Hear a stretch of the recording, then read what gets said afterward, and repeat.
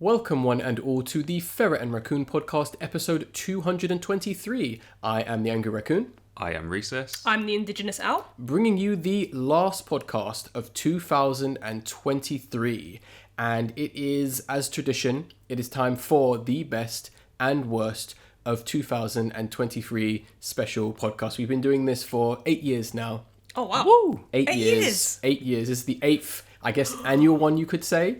And yeah, as is tradition, like I said before, we are going to be talking about the best, the worst, the most disappointing, and other things leading into the next year on this podcast. There's going to be no trailers. It is just us talking about 2023 in review. And let's waste not too much time, but I think we do need to kind of talk to everyone who is on the podcast. Recess is, of course, here. Owl is, of course, here. You guys have been doing this with me for at least over 4 years. It's been this rotation. So yeah, it's quite a monumental, I guess, occasion to some extent. Yeah. People should be used to you guys at this point being on this podcast for the most part. But as it is Christmas and it is the holidays, everyone's going to be celebrating their time off from work, hopefully. Have you guys been enjoying, I guess, your end of the year for the most part, Reese?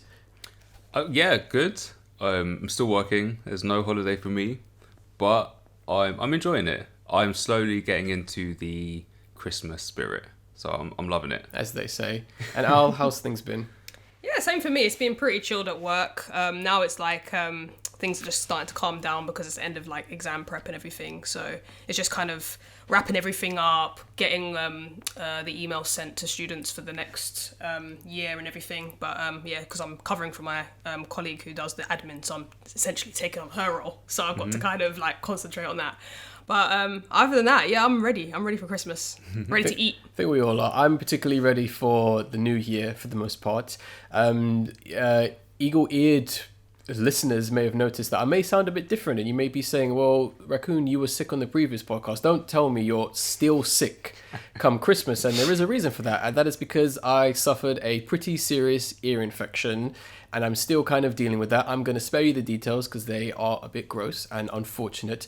So if I sound a bit different, if I sound way too loud, or if I'm acting as if I don't know what anyone is saying, it's probably because I can't hear what they're saying for the most part. But that unfortunately comes back. Why won't you listen to me? Yeah, there might be some situations like that where you're constantly just saying my name and I'm just not responding. But hopefully it doesn't get to that. Hopefully this podcast hasn't been edited terribly where one person sounds louder than the other because I couldn't hear anything. But we'll see. If that does happen, please let me know and I will fix the podcast again. But let's go over the general gist of how this podcast is going to work out. So like I said before, there's going to be no trailer. It's just going to be us talking about things that happened in 2023, mostly media. And we have a few rules we generally kind of go by that. So how this is going to work is we're going to go alphabetical order via section, so things like films, TV, and each person is going to go in alphabetical order. So we're going to be starting with Owl, then it's going to be me, being Raccoon, and then it's going to be Recess, talking about everything in one category, moving in a rotation. Some of the rules we kind of have in terms of this podcast is that with our honorable mentions, there's no more than 3 picks. There is no more than 10 for said best, worst, or most disappointing.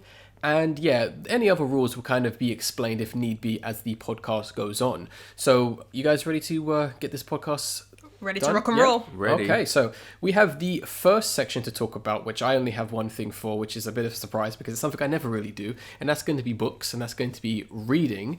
Now, the main section is going to be is for the section I dub the art and informative section, because I don't really read typical novels, so to speak. I'm more of I like to read books to like learn things for the most part, and it kind of goes hand in hand with my passion for the most part.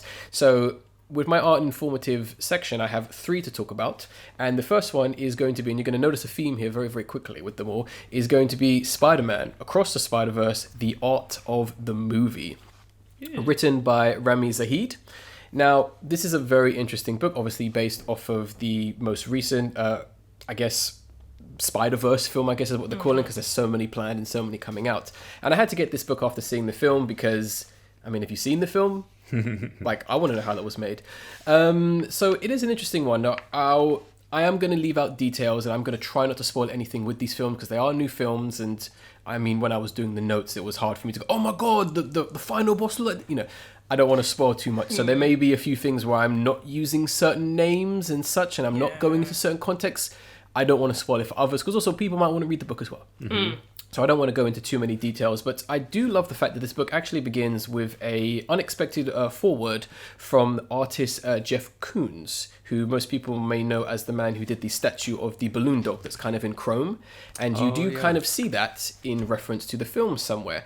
And it's kind of interesting for him to kind of give the foreword about this film, because he kind of talks about what the film means and how his artwork, that balloon dog, actually relates to the themes and overarching story in the Spider-Verse film, which is quite interesting to read, given how he makes that connection for the most part. The introduction as well also talks about how like the film's intention was to kind of like, how do you put it, like kind of shatter kind of expectations and realities, kind of show different styles, of course, with animation, and they kind of feel that they achieved their goal for the most part, which is nice for them to say. And I do love how the film, they do a few times kind of regard it as a Greek tragedy, which I think is kind of inapt for the most part if you've seen the film. But they also wanted to make it like still fun at the same time. They said they wanted it to go like deeper into Miles Morales, which I thought was quite cool at the same time. They also talk about representation, of course. That's something that's very big in media, and I think this is one of the only films that actually did it quite well for the most part.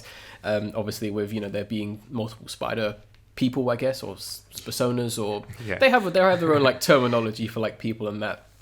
The character section was quite interesting in this thing as well, because they talked about, and this is stuff that's really interesting and why I read these art books, because you notice stuff when they actually say it. So for example, when talking about Miles Morales, they made him a lot older in this film, because he, as they say, he had a growth spurt between films, but they also wanted to kind of like to keep the charm of his younger face, which is something they kind of like struggled to do, because they didn't want him to just be like a tall teenager. Now they wanted to still be the same Miles Morales you but they did some very clever things, like for example the fact that his suit is a little bit more changed, and it's a bit more like look at me to some extent, but at the same time, and I think it was one of the character designers who kind of said something along the lines of just trying to find the quote, like kind of saying like how he still wants the world to see him, but he still has a lot to hide in some regard, which is, and she kind of like references the puffy jackets he wears throughout the whole film. He's constantly covering himself up no matter what he does in some sense. It's funny they mentioned that they really tried to figure out what kind of punk Gwen was, which is quite funny because she is like a bit of a punk character for the most part. What conclusion did they come to? Did they?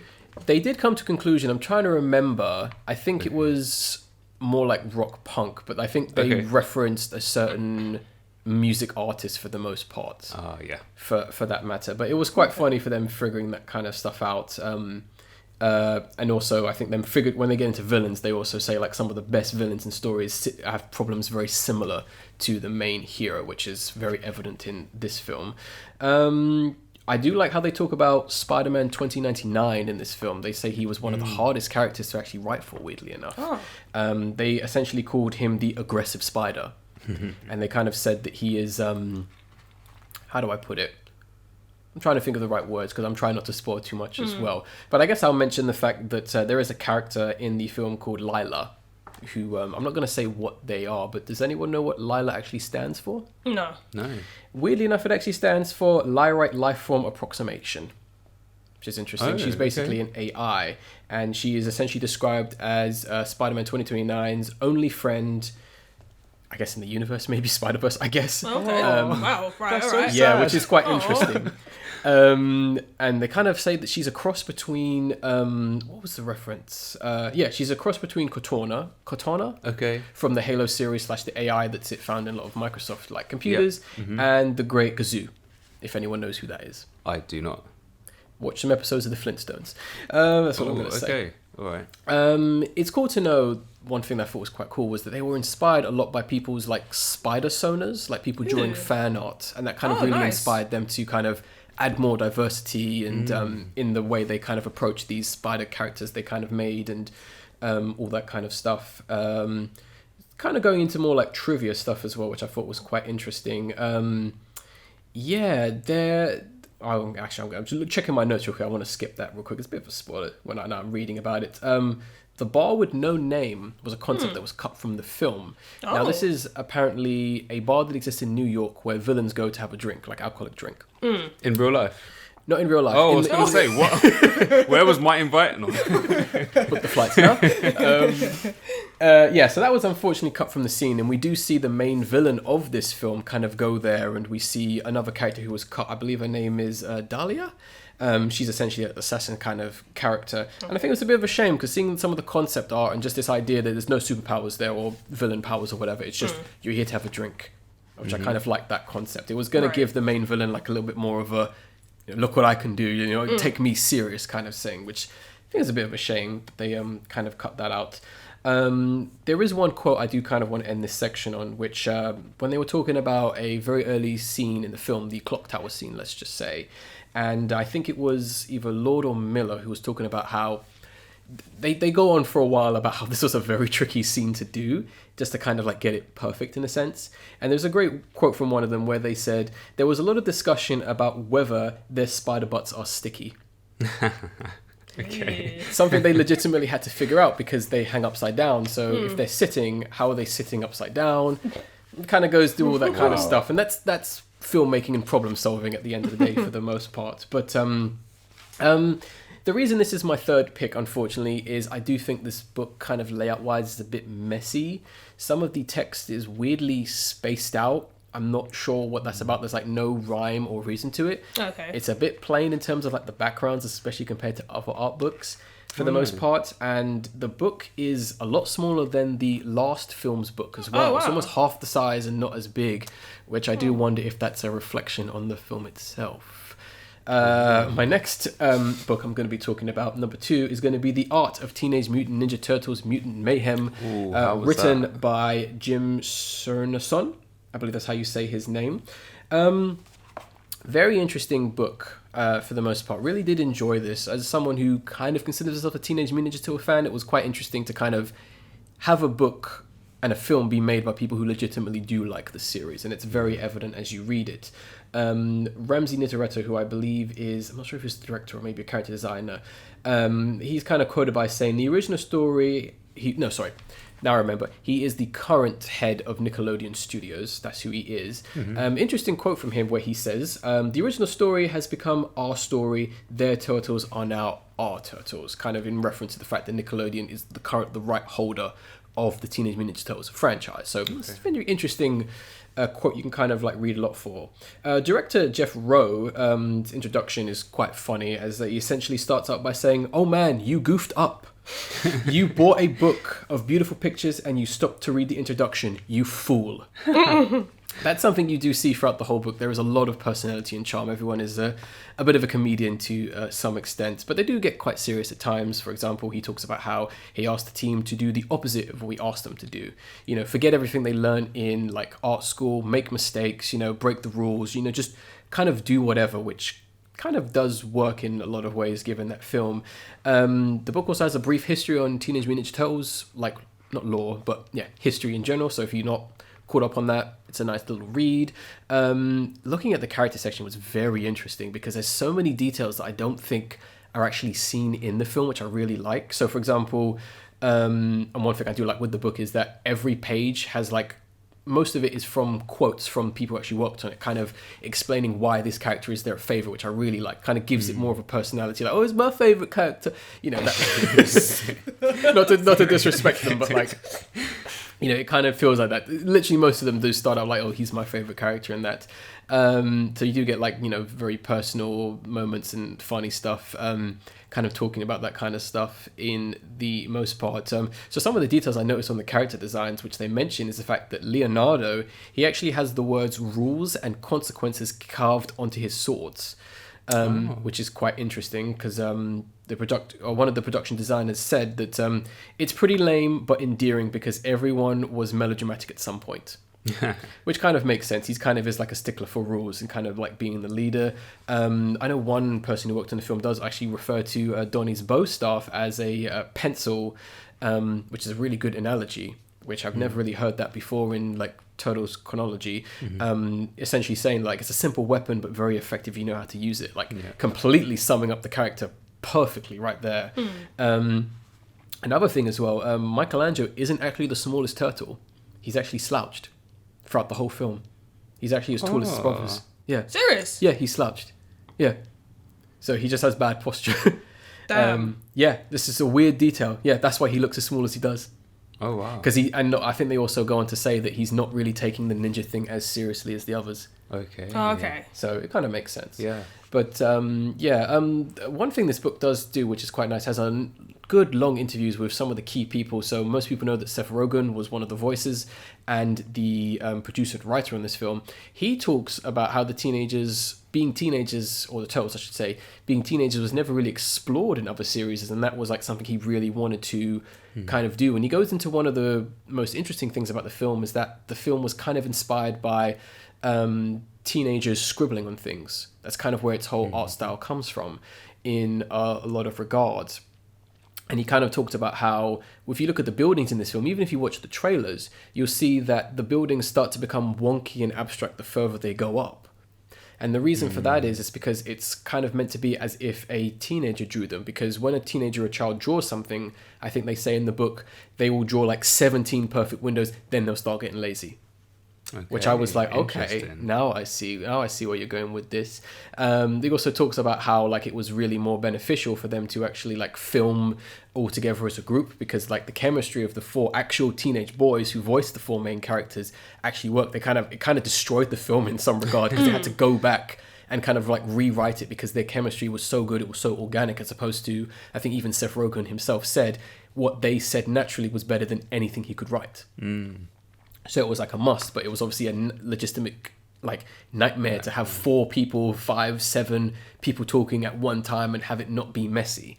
So it's a very interesting process they went in for that, as well as the fact that they intentionally did people watching in terms of like looking at New Yorkers. Funny enough, I did find this quite funny, like making them look ugly intentionally, in order to kind of like put you in the perspective of the turtle shoes, because they would look at them and think they're weird humans. Okay. So I did like that, and also just making like Master Splinter a lot more rat-like for the most part. I really did enjoy that, because he's never really a rat for the most part. We do get like another interview from Jeff Rowe. He's kind of talking about, once again, like messing up with the designs, like making the people just look weird, even the turtles themselves. I think he even, funny enough, said that they would push a design to the point where someone would say, that's funny, or that doesn't look like a character I've ever seen before, which is quite apparent when you do look at some of the characters. And I really do like the emphasis, once again, on just like them talking about like the theme of it being like if a child drew it. You know what I mean? Oh, like I okay, do love yeah. that. And I think that's a really strong angle to take a series in. And number 1 favorite art informative book is, of course, going to be The Art of Puss in Boots: The Last Wish. Once again, written by Rami Zahid. He did both those books. Oh, weirdly enough. amazing. So he was a very busy man. Let's cut to the chase. This book was so good, I bought it twice. Damn. The concept art in this book is beautiful. It is some of the best I've seen in the art of books. Just hands down is one of the best. We do have a foreword from Antonio Banderas himself, Puss in Boots, which was really nice to hear him kind of talking about. And I do love the way he kind of talked about coming back to this character, like visiting a very dear, clever old friend, which was really nice. And him talking about the fact that both him and Puss in Boots now have more grey whiskers, which was quite funny for the most part. It's explained in this film, and the kind of like the themes of the Puss in Boots film, without spoiling too much. It's kind of about like a character kind of like becoming aware of their own mortality and realizing the value of life and what's truly important, which was nice for them to kind of like say that is kind of regarding it as a universal theme, something that people can get behind. And they kind of wanted to give the film more of a fairy tale like look to it, which is where we get that, obviously beautiful art style you see in it. And one thing they were very strict on is like they didn't want to mimic reality. They wanted to like kind of like strip back realism and kind of like have it look more like a picture book, like a storybook. They do talk about how like, although Puss in Boots fur is more detailed and it looks like fur, it looks like it's painted on as opposed to it being a 3D simulation. They wanted to like kind of they wanted to copy. They didn't want to copy. They wanted to convey the spirit of in that kind of regards. It talks about how we do see the legendary Puss in Boots in like a more darker side to him, which kind of interesting when you think about it. Yeah, it is a darker film in that sense, like a fresher 2.0 version, as they put it. As he, funny enough, I didn't actually realize this, he actually wears a cape in this film. Because, he doesn't wear a cape in the first film. Oh, yeah, that's true, actually. He only wears it in the poster. So, they were actually able to do that and actually have him wear all his stuff. which is pretty cool. Kind of going back to this idea, they do refer to him quite a few times as like a rock star in some sense, which makes sense. They also talk about how like a lot of the environments, especially early on in the film, are very Spanish inspired, but with a fairy tale twist. And I do like how every detail is very detailed throughout, like highly detailed, like layout designs, great anatomy, annotation in this book, great personality. The wolf in this film is basically a classic spaghetti western villain because he's wearing a poncho, which I kind of forgot about that. Okay. I'm kind of going to butcher this artist's name, but Ron Kurin Kawayunas's concept art for the wolf is fantastic. What the wolf could have looked like in this film, my gosh, I will have to show you this after we record, and I suggest everyone look up that concept art because damn. How would you describe it? Is it like more creepy? Is it? It is more in reference to, let's say, religion and culture and spirits and mythos. Oh wow! Okay. Without spoiling too much. One thing I was happy to read about was they talk about the first encounter with the wolf. They actually refer it to as our PG-13, which would be, I guess, PG in our country, sequence because we wanted it to be really scary. And they talk about kind of how they married both gritty and a marriage between both it being gritty and a performance between the camera. Kind of like how those two kind of work, which I think was really interesting, and they kind of go into the details about that for the most part. We do get a great quote from about Petro, the dog. I think I say this name correctly. He is the voice. He is the voice of positivity and optimism in a world of crooks, schemers, and opportunists, which I think sums his character up perfectly. Yeah, nicely. They also talk about Goldie and the Three Bears. I think the director the director basically called them the unusual smash and grab family, which once again is very inapt. They talk about my main man Jack Horner, summing up his character perfectly as Jack is just a plain nasty villain who believes that nothing is good enough for him, although he has almost everything. Which, and we do get a good analogy, or I have a good analogy that kind of is formed in this book, how you can kind of describe this film. It's basically A Christmas Carol meets YOLO. Meets YOLO. I like it. We do get a 2-page spread, which was a nice way to end it, of the whole cast and crew, which is really nice. And just kind of talking about the book and why it is my number one. There is so much gold used in this book everywhere. Like the quotes are in gold, the borders are in gold, the start of the chapters are in gold.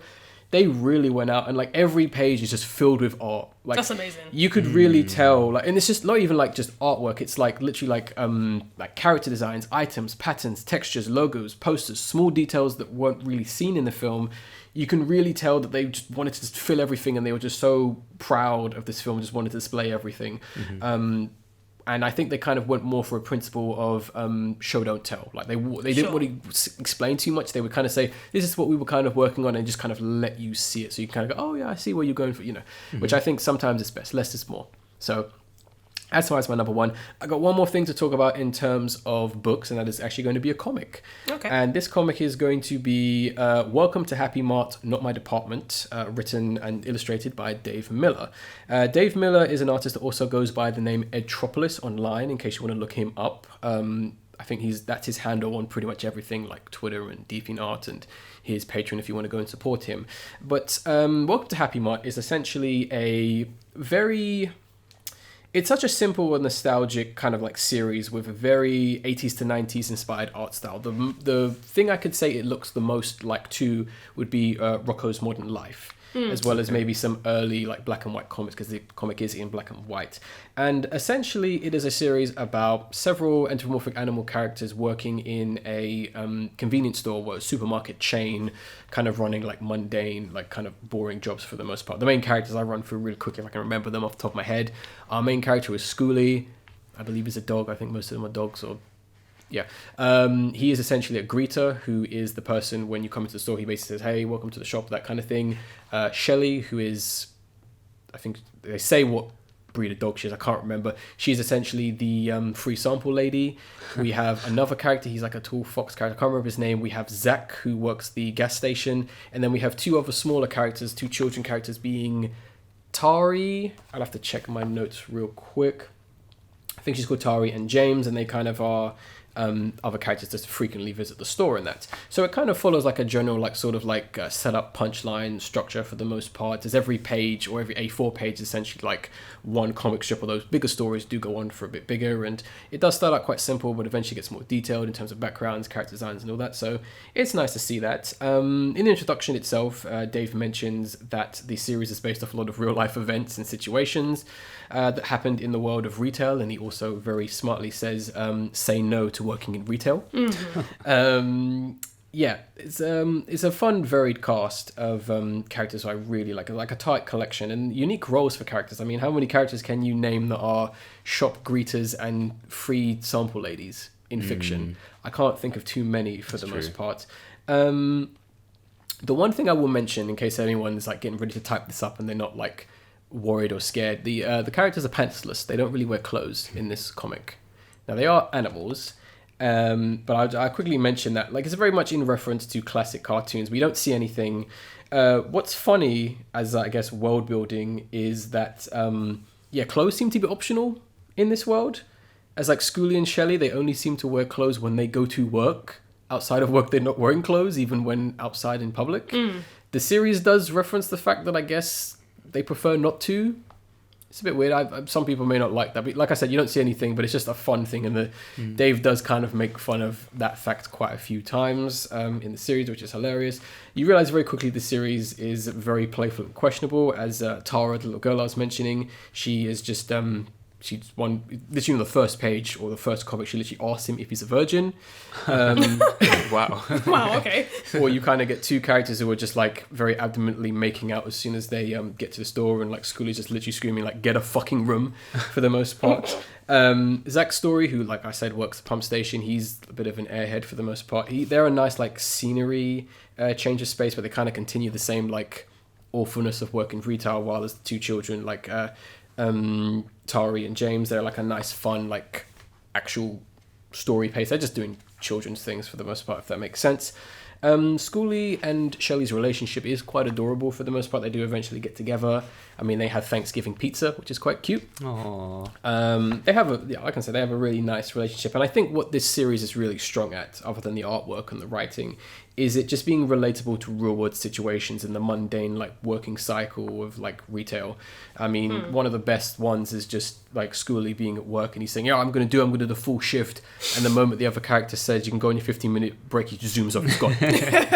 I think we've all been there in some places. And it also kind of hits a lot of beats about like working a boring job and like working with awful people. It does have a pessimistic but like kind of heartwarming spirit for the most part, some emotion. It's really cute at times. It's introspective, with like Scully kind of saying something along the lines of like, the job sucks, but at least there's going to be a paycheck, and the free.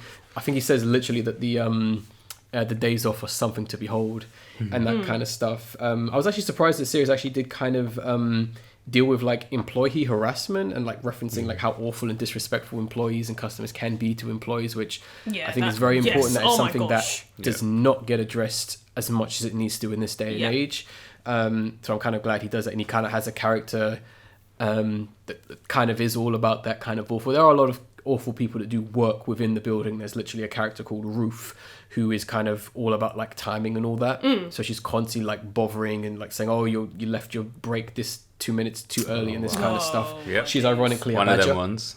She's a badger. She's a badger, yeah. She's a badger. Clever. It ends with some nice fan art and concept art from his early days, from other artists doing it, and I really do hope he does release another book. The series has gone way past what is actually in this first volume, so I do hope that he does put the rest of those stories in, because I'd really love to read the rest of it for the most part. But I would highly recommend it. I think he's a very underrated artist. If you kind of like that style, want something very simple, very silly, classic, highly recommend Happy Mart for the most part, and supporting Dave/Edtropolis on all his many platforms. But yeah, that's books out the way. I believe we are already moving to the big one.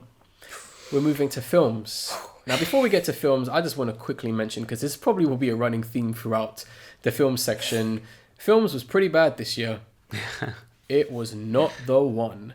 I think this is going to go down in history as one of the more problematic and failed years for films in a long time. Like last year was pretty bad, but no one was making money. That's what I'm going to say. But Al, I think it's time for you to tell us about films this year, and let's start. This list. Alright. Where do I begin? So I'm going to start off with my honourable mentions. Now, I just want to put it out there, it's not in any like order, so there's no hierarchy or anything. It's just in the order that I put it in. So the first film I'd like to start off with is Tunnel to Summer: The Exit of Goodbyes, which came out. It did come out last year, but it came out in the UK cinema release this year. So basically, the premise of this film is it's about a young high schooler called Kaoru, who basically he lives in a rural town, kind of keeps to himself. And he meets this girl, like a transfer student, this girl called Anzu.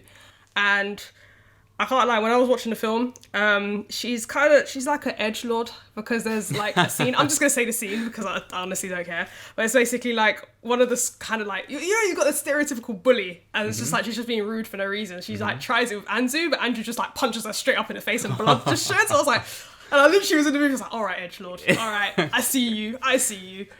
And basically, long story short.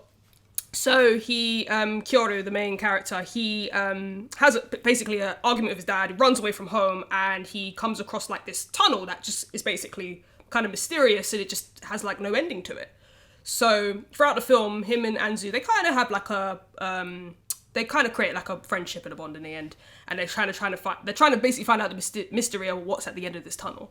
I thought this film was actually alright, to say the least. I like the concept of the tunnel. I don't want to go into too much depth because I will end up spoiling it, and I don't want to do that.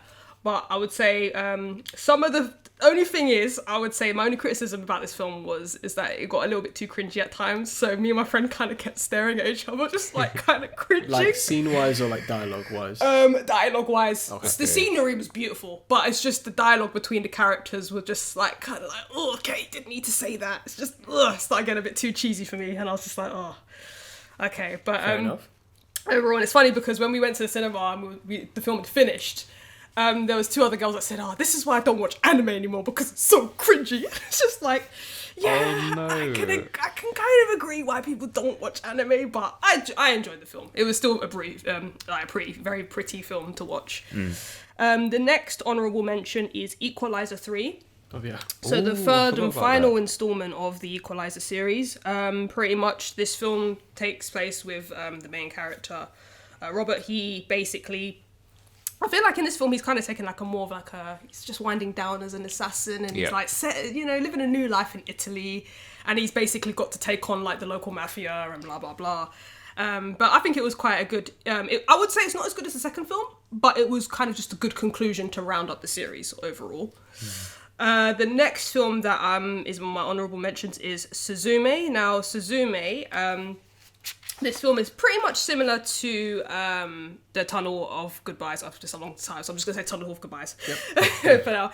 But pretty much similar story. So basically, this time the main protagonist is a high school girl, and she's basically lives in a rural town, comes across this guy. He's not an edgelord though, he's more optimistic this time. And basically, him and her have to go on this adventure and kind of stop this...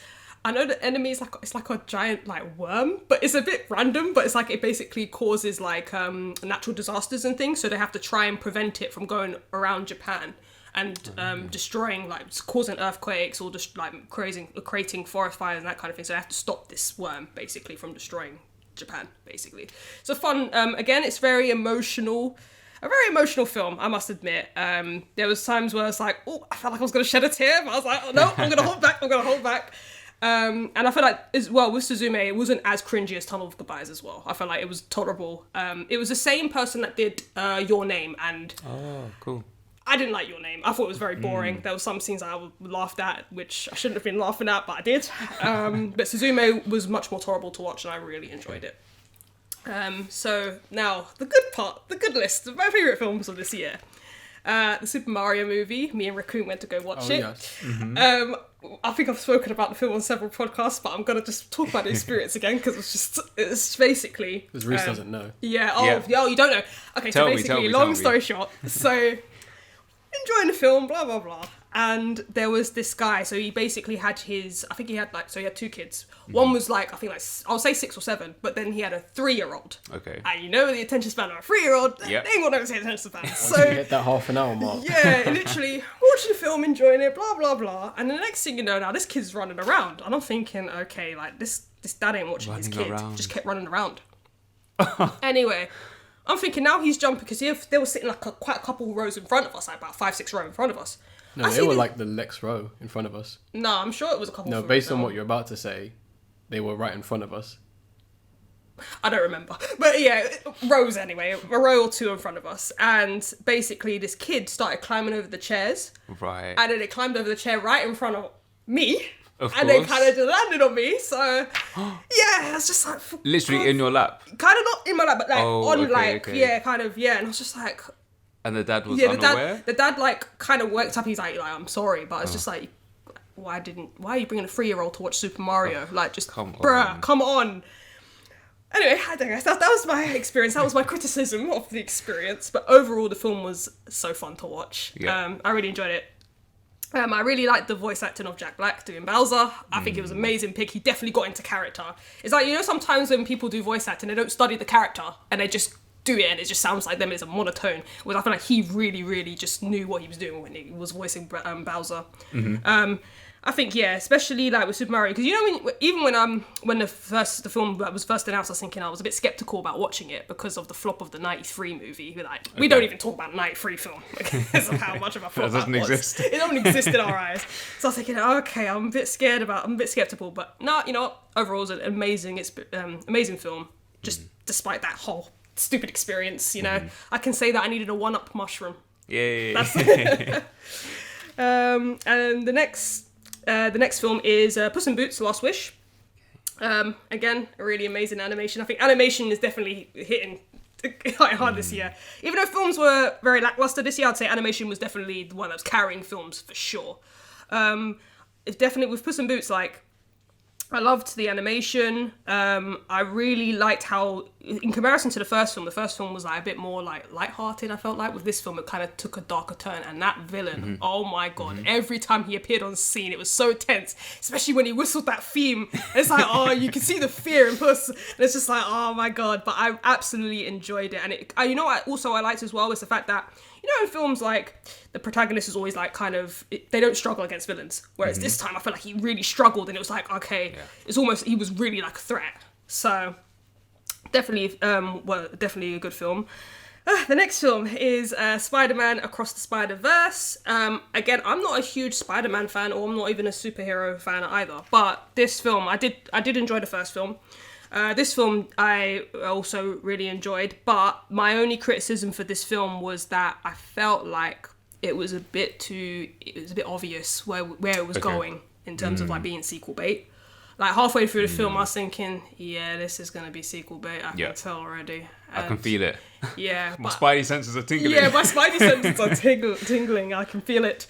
And it was funny because I had a really stupid moment. So basically, like, without any spoilers, but something appeared. And I was like, look, guys, it's Black Panther. And it's just like, no, it's not Black Panther. I'm like, but it is. And it's like, no, it's not Black Panther. I was like, oh, okay, never mind. And that's how you know I don't do any research on Marvel films. Because I haven't watched, you know, episode 8 of a series that, you know, happened 2 years ago to understand. But yeah. Shade. But other than that, yeah, no.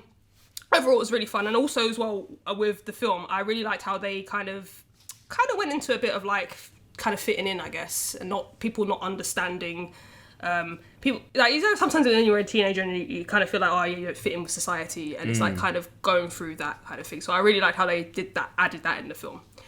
The next film is Knock at the Cabin by M. Night. Oh god, I can never get his surname. M. Night Shyamalan. Shyamalan, Yes. that's it. This is actually the first film I saw this year. This film, it was definitely a film that I felt like it was only an hour and a half. It didn't feel like an hour and a half because it was just, I was so invested in the story and everything. Yep. Dave Bautista, he played his character so well. I felt like if it wasn't for him, the film would have been crap. I agree. Yeah. I felt like the other characters weren't really relatable, or I felt like I could feel like a connection with them. I just felt like he was just like, by the end of it, it's like, okay, what's gonna happen with him? Like, what is happening? He just seems so convincing throughout the whole film. So yeah, it was definitely like one of the best watches of the year to start off my film watching this year. The next film is Barbie. Barbie again. So this is in your best, yeah? Yeah, this is my best, okay. good best. You know, I put it in one list. Why are you saying that? Oh, carry on. Okay. I'd like to hear your opinions. But I felt like it was a good film overall. Probably will disagree with me, but I felt like with even though I know it goes into like feminism and stuff like that, and that's a big topic, I felt like it was kind of, I don't know, it was kind of random the way they did it. I felt like it wasn't too serious about it. It wasn't taking itself too seriously. Like, there's some series that go a little bit too much and it's like, alright, shut up now. Okay, but this one I felt like it was being lighthearted fun, and I especially loved like Ryan Gosling as Ken. He was just so random, and I felt like he just added so much charm to the film. Without him, is like, especially when he was just discovering like, I think it was patriarchy or monarchy, but it's like it just started going a bit random about it. It was just, it was hilarious. I enjoyed it. A lot of random moments too.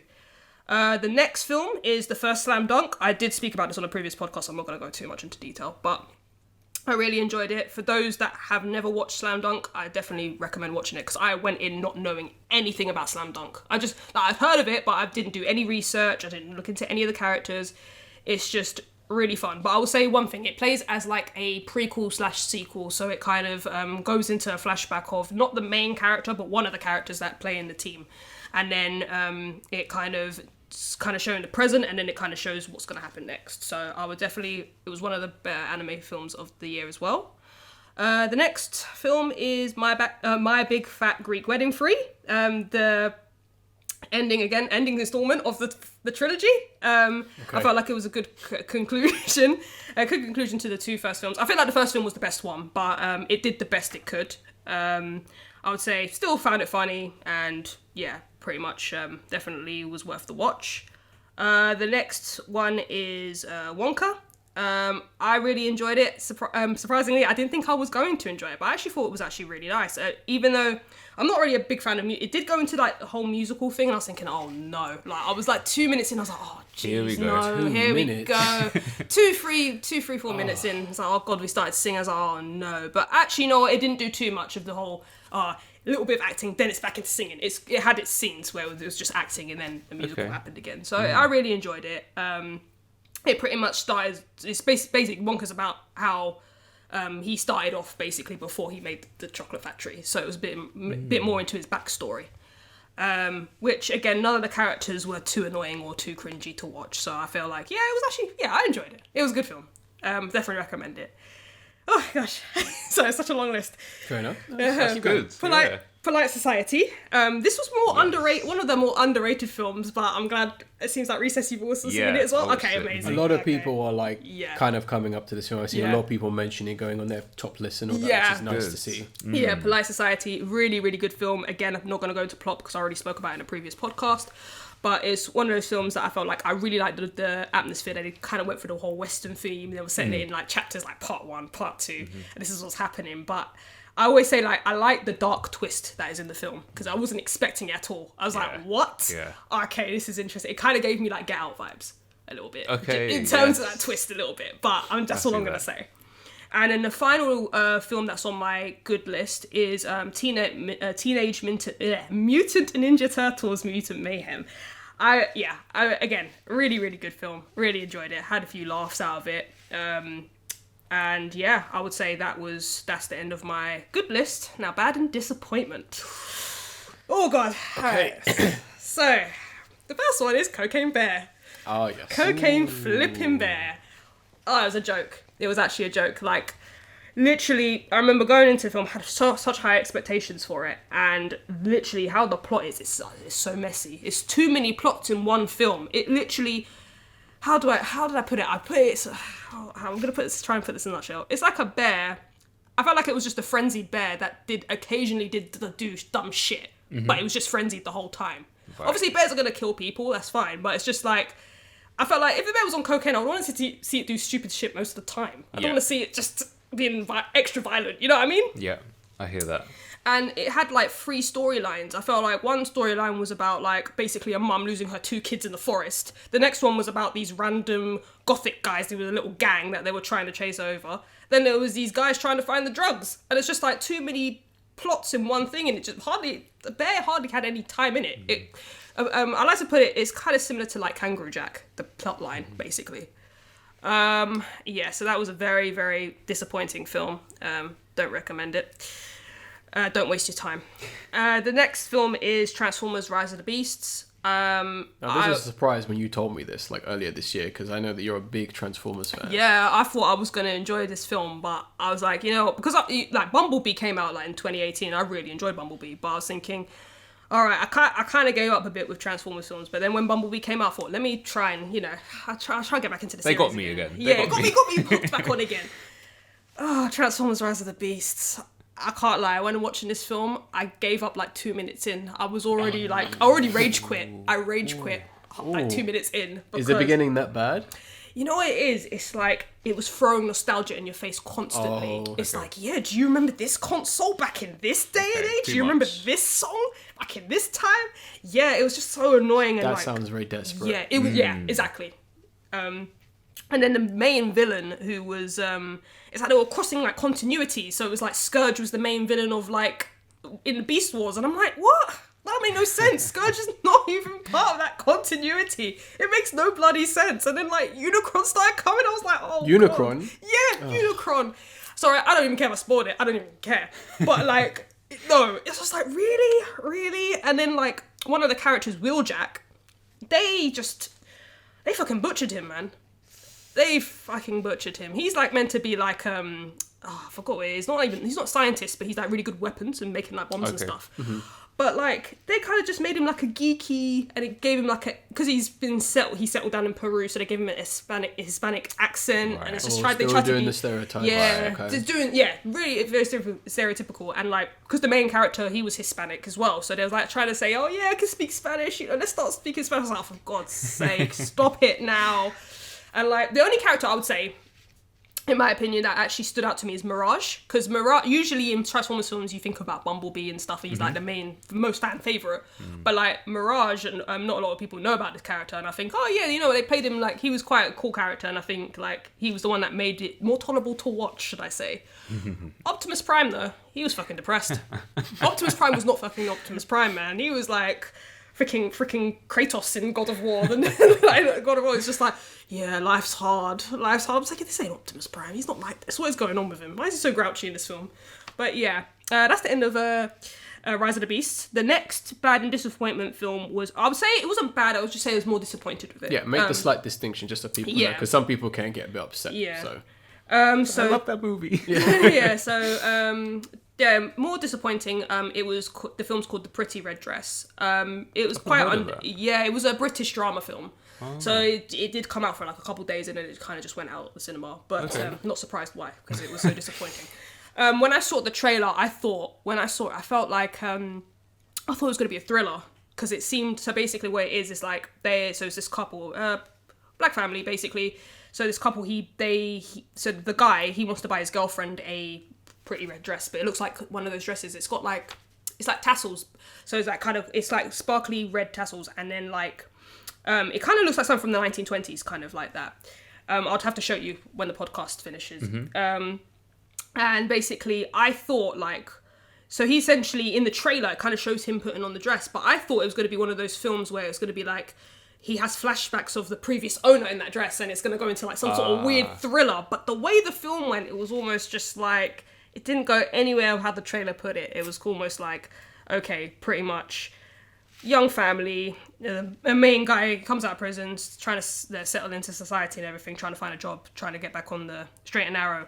And basically his girlfriend, who the actress Alexandra Burke plays as the girlfriend, and she's basically trying to start a career in singing and everything. So they go to this vintage shop and buy the dress, and basically while she's kind of out working, he has this mysterious connection with the dress. He puts it on. He puts it on. No, I was joking. No, he puts the dress on, and then Okay. he starts liking the feeling of it. So I was like, okay, this is getting a little bit weird and a bit uncomfortable, but okay, fair enough. To each is their own. And like in the movie, I think further on in the movie, he's like, I don't know, like literally, like, I'm sorry to go, it's a bit TMI, but I'm just gonna get into it. But basically, like, he basically can't have sex with his girlfriend without wearing the dress. Oh wow! And it's just like, it's a kink. Yeah, it's like got into a bit of a kink, and I was just like, okay, this is really uncomfortable now. I'm just thinking, like, why? And then, like, you know, the girlfriend's like becoming all like dominant. She's like, yeah, you know, you're a bitch and stuff. So I was like, oh god, like this is really uncomfortable.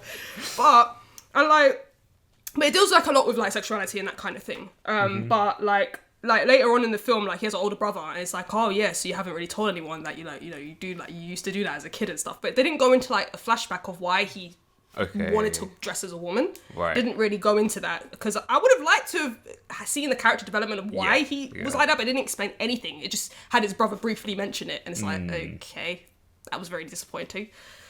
So yeah, I was expecting it to go in the same direction as Last Night in Soho.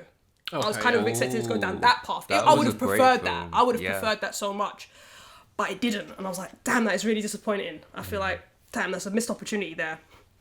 The next film is Psycho-Pass. It was based off the anime Psycho-Pass. I actually forgot the name of the full title of the movie, but I just honestly didn't care. It was bad. This is not disappointing. This is a bad film. Guys, I really enjoyed like Psycho-Pass season 1. It was really dark and gritty, but this film, it kind of went from dark and gritty to like more political, and I just felt like it was just a lot of talking and no action whatsoever. I literally was like to my friend, can we just leave the film? And she's like, do you want to leave? And I was like, I kind of do. And then she was like, let me just watch the rest of this. I was like, all right, cool. I just did it out of respect for her. I'm here for you. Yeah, I'm here for you. I'm here for you. And then like one guy, when the film ended, the one guy started clapping. I was like, don't clap. It was shit. It was shit. And then I walked out. Psycho-Pass is #1 fan. Yeah. It's just like, no. I was just like, nope. The next film is Some Other Hood.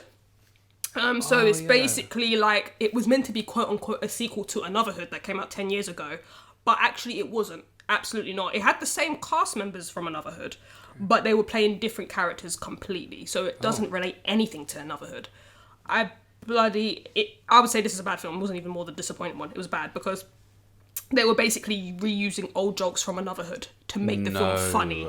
They can't recycle jokes. They were recycling jokes. Oh.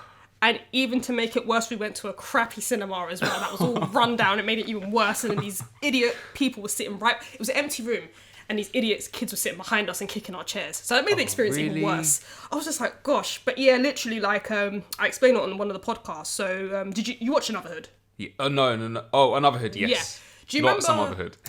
Remember in Another Hood where they had the crackhead, played by Ashley Waters? Yeah. So he makes like the way he's saying, oh yeah, I remember like I need to lend a pound off you. The crackhead did exactly the same thing but with a different actor. Did Ed Sheeran doing exactly the same thing but explaining a different thing. See, I heard Ed Sheeran was going to be in this. Was he in this for like this one scene, or was he in it? Oh no, he wasn't. It was just for the one scene. One scene, just for the one scene. Okay, that's. And it was He really needs to stop appearing in media. I know. Oh, I thought Game of Thrones was enough. I was like, okay. wait, he was in Game of Thrones? He was in Game of Thrones, like the last season. One of the episodes, last season. Yeah. Oh my god. I'm sure he was like sitting around a campfire. I don't know what he was doing. No, he was singing. He was singing. No, I blocked that out. That was the reason why no one liked the final season was because of the musical. Did you not know? So yeah, they were recycling jokes, and they even had like they were eating like a meal from like one of the kebab places, and it was like an ad. And like literally the guys behind me were like, "Oh, this is a straight up ad." Like everyone was just criticizing the film throughout it. It was that bad. That's bad. And then like Jeremy Corbyn makes a random appearance in it. It's just like, really? Oh, wow. And He's a politician in England, just for outside UK listeners. Yeah. It's just like, really? And it's just, I had him trying to say like, oh yeah, you're a waste man. It's like, oh, for God's sake, just stop there. Just, no. Doing the most. That's when you left. Yeah, I was ready to get up and go. And then the final film of my bad, I would say this was more disappointing for this one, was Rye Lane. Yeah, I felt like I was a bit disappointed. interested in that. I felt like I was more disappointed because I felt like I don't know, the storyline was just a bit boring in my opinion. So just to go into a little bit of premise, basically, it's about this young guy. He breaks up with his ex-girlfriend, and then he meets this girl, you know, crossing paths and that, and she's also going through a breakup as well. And then they kind of like come across this, but like they have like awkward interactions with their ex, and they're trying to like plot, like with the girl, she's trying to plot like a revenge plot on her ex. And then they end up liking each other, and it's just like, okay, this is really boring now. I'm just like, okay, it's pretty predictable. But I would say it was like, the positive I'll say about it was like a love letter to Peckham. Okay. If you guys don't know, you know. It's an area in southeast London, which is quite notorious. But I would say it's just a big... For love. Yeah, for love. Yeah. But yeah, I would say that's it for films for me. Yeah. Okay, fair enough. Into an interesting collection.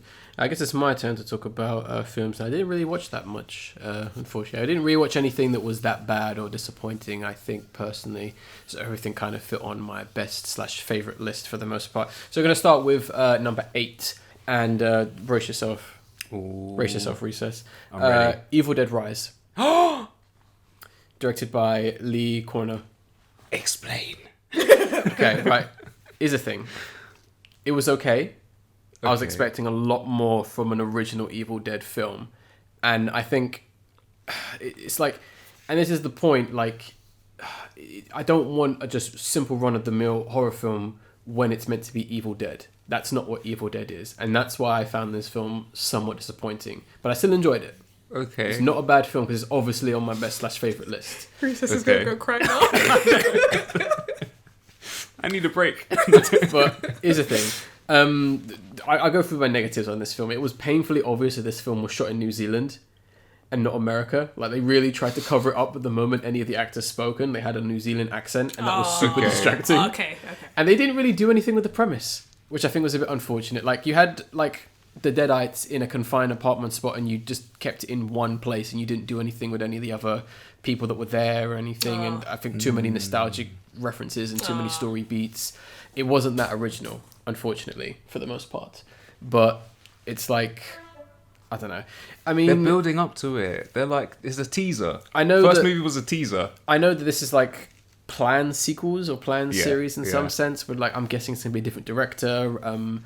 With, you know, both the two main people behind it, you know, producing or whatever. But I mean, I will say this: the makeup and the practical effects were fantastic. Mm-hmm. Like, they are very believable, very creepy. Like, lots of blood, as you would expect from an Evil Dead film for the most part. It is interesting. I mean, strong performances from everyone. I think especially the two lead female characters. I can't remember their names right now. Especially the little girl. You know, throughout the whole film, you're kind of hoping that she's going to make it out of this nightmare because you actually like her, and she is, you know, once again, believable. Set design I thought was really good. The place looks awful, and as it should be, like a rundown place. And some of the more odd sets look kind of cool. And I think when this film was at its best, it was like really creative and really strong. I did like that aspect. And I guess in some sense, I know someone made a very good point where the guy who did the remake, he's gone on to do good things. Maybe this director's going to go on to do good things as well. So we'll see with that. Number 7 is going to go to Guardians of the Galaxy Volume 3, directed by James Gunn. Unfortunately, due to the nature of Marvel's films, I can't really talk about this film without explaining or spoiling like 10 other films. Yeah. So, but this film was good, and thank goodness, because this was probably the only Marvel film that people actually cared about, and in my opinion, this is the last Marvel film that was ever made. The film was well written, I thought, very funny. Had some good jokes, good like writing. I think at some points they kind of run some of the jokes to the ground, unfortunately. Of course, I love the focus on Ferret Raccoon in this story. This is pretty much his film for the most part. It was kind of like a wraparound narrative for the most part, which I really did enjoy. And I can't lie, there was a few moments, you know, had me cracking up a little bit. No. Almost a tear came out, but I was like, okay, we can survive. Read it back. I think both the newer characters being Adam Warlock and the High Evolutionary, I think their performances were fantastic. They knew exactly what they were doing and they did it perfectly. It just felt like a classic Marvel film, which is something we haven't seen for so long. Like, it took me back to like 2008. I was like, oh damn, I'm having fun. Yeah. Everyone is enjoying themselves. No one's getting frustrated. Yeah, that's good. You know what I mean? Last thing you want to be doing to go into cinema to experience that. Number 6 is going to go to the Super Mario Brothers movie, directed by Aaron Horvath and Michael Jelenic. Let's get this fact out the way real quick, because this is the biggest disappointment and worst part about this film. Chris Pratt's performance was fucking awful as Mario in this film. Like, everyone sounded great or iconic or how you would imagine the character to sound. He was distracting as shit. Hearing his voice come out of Mario, it didn't work. I don't know what the fuck is going on with his performance, or I don't know if he has like a mental block or he can't do voice acting, but it was bad. That was one of the biggest mistakes of the film industry of this year, having him cast. And the fact that he's going to be voicing Garfield, a character that needs... Oh. Yes, he is voicing Garfield. Uh-oh. And Is it too late to change that? Well, there have been petitions to try and have the voice actor changed, even to the point where a small meme was started where people, as they put it, put more effort in than Chris Pratt to voice Garfield. Oh, wow. And if you look it up, Yeah. you'll see people doing mundane talking of how Garfield should sound, because they're putting in more effort than Chris Pratt did to talk as Garfield. I even said on the previous podcast, I sound more like Garfield than Chris Pratt does. And I think I'm still going to stand to that. It was very frustrating. And I don't think he's not a bad guy. I don't think he's a horrible piece of shit kind of person. He's obviously not. It's just he's not suited for the roles he keeps getting. And I think we're all kind of in this weird situation where I think we may unfortunately see ourselves in a sort of hostage situation where he's going to be voicing every animated character, much like how Dwayne Johnson was kind of in every single film, and we couldn't escape it. Yeah. So I think when they start really doing so, whatever IP is going to have a live action, an animated version or this or that, he's most likely going to appear in it as the main character, and he's going to sound exactly like Chris Pratt, or he's going to sound exactly like Mario.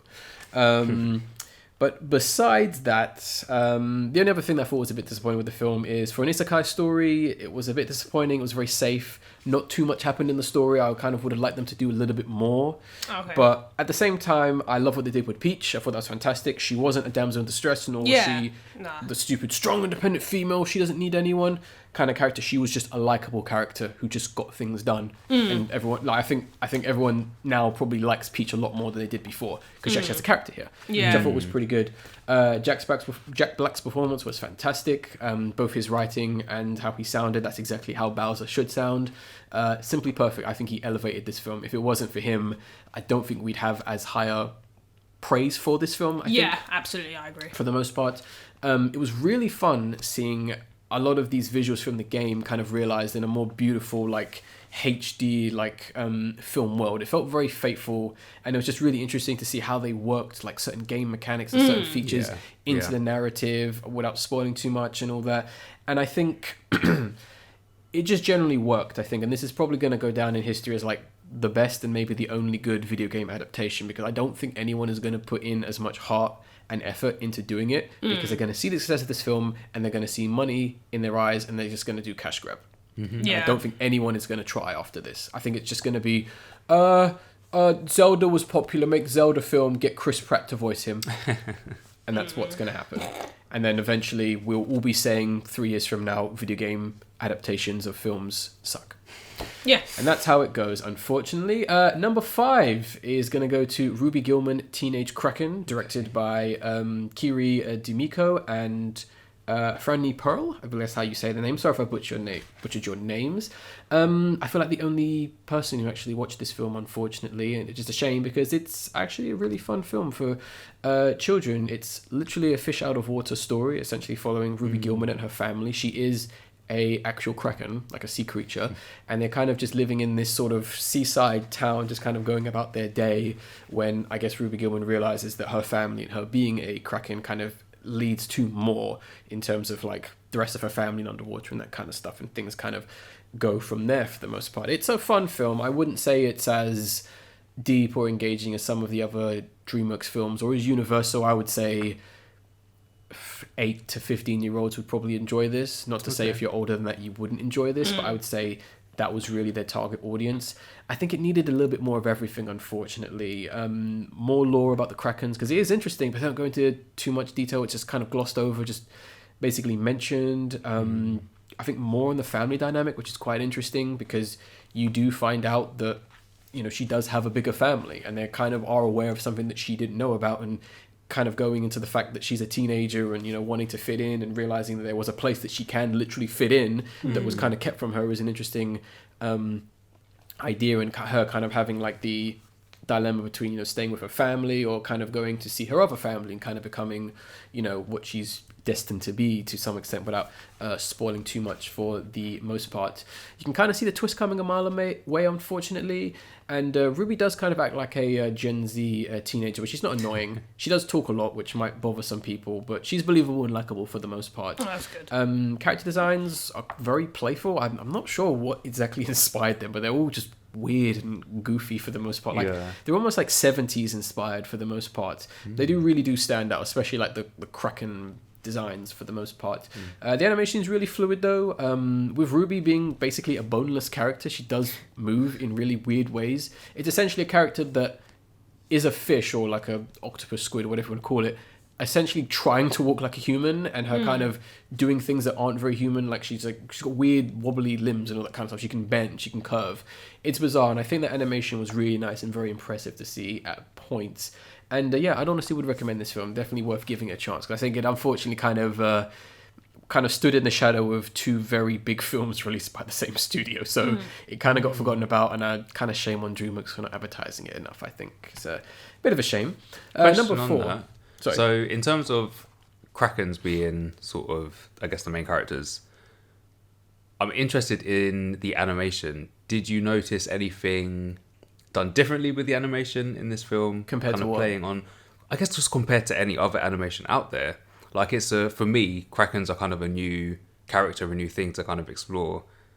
Was there anything done differently, or was it in terms of, are you talking about in terms of how like the Krakens themselves animate? Yeah, I would say it is interesting, because there aren't a lot of animated films that really kind of go into the effects of movement underwater. Okay. So there are a couple of moments, I would say, where it does kind of feel like they are floating or treading water in that kind of sense. There is a very interesting scene very early on in the film where Ruby is kind of in the water, and it's like this very kind of horrible scene where it's almost like she's going to drown or stuff like that. And they kind of did that very well. You're like, oh my gosh, in that sense. But you do kind of get somewhat a sense of that. But there are some impressive features with like Krakens. And once again, I think it should be something that be explored a bit more. I mean, I don't know if they're going to, I doubt they're going to do a TV like series on this, but yeah, it was interesting. I think it's not a bad film. I don't think anyone has said it's bad. It's just no one watched it, unfortunately. Right. Number 4 is going to go to Spider-Man Across the Spider-Verse, technically directed by 3 people. Joaquin Dos Santos, Kemp Powlers, and Justin K. Thompson, as well as being written by Lord and Miller. It's good, but it could have been better, in my opinion. This film falls apart towards the end when it grinds to a painful halt and essentially becomes a glorified nostalgia reference and feast, and essentially over-explains one of the simplest sci-fi concepts of all time. And I personally don't like sequel bait, especially when it's done like this, because if you're going to do a sequel, which is fine, I'm not saying you can't, I'm not saying you can't add hints, it needs to be a self-contained conclusion. This film should have ended. In my opinion, this film should have ended, and that makes me really annoyed that it didn't. And I'm a bit pissed off about that, to be honest. I knew this was a sequel. I knew it was. But besides that, visually, it's technically one of the most impressive animated films ever made right now. It'll be interesting to see if anyone can top that, although I think maybe my number 2 and number 1 could possibly top those. I don't know. I'll have to go into the lab to figure that out. Visual styles are fantastic, very beautiful. It looks fantastic at moments. I think they really nailed the sort of like action of scenes, like the swinging, the fighting, the flow. I think they really did a good job with that. I love the focus more on like character development and relationships. That's something that wasn't really a thing in the first film, and just like kind of having Miles speak with Gwen and speaking with his family and kind of like that tension between them and what he's going through, I think really were one of the stronger aspects of that film. And, you know, just generally like character design as well was, you know, fantastic for the most part. Awesome. Really did enjoy that for the most part. Number 3, Teenage Mutant Ninja Turtles Mutant Mayhem, directed by Jeff Rowe. You can really feel the passion and heart with this film. I think you can tell that this was made by fans who really love the series. And once again, kind of going back to the whole like teenage doodle / living graffiti / Van Gogh inspired like look of the world, I think was just fantastic. Nothing looks like this right now. I can't find or think of anything that looks like this film. Yeah. Which is a massive achievement in this day and age when everyone is trying to play it safe and look the same. This film had the balls to just be like, no, let's try something.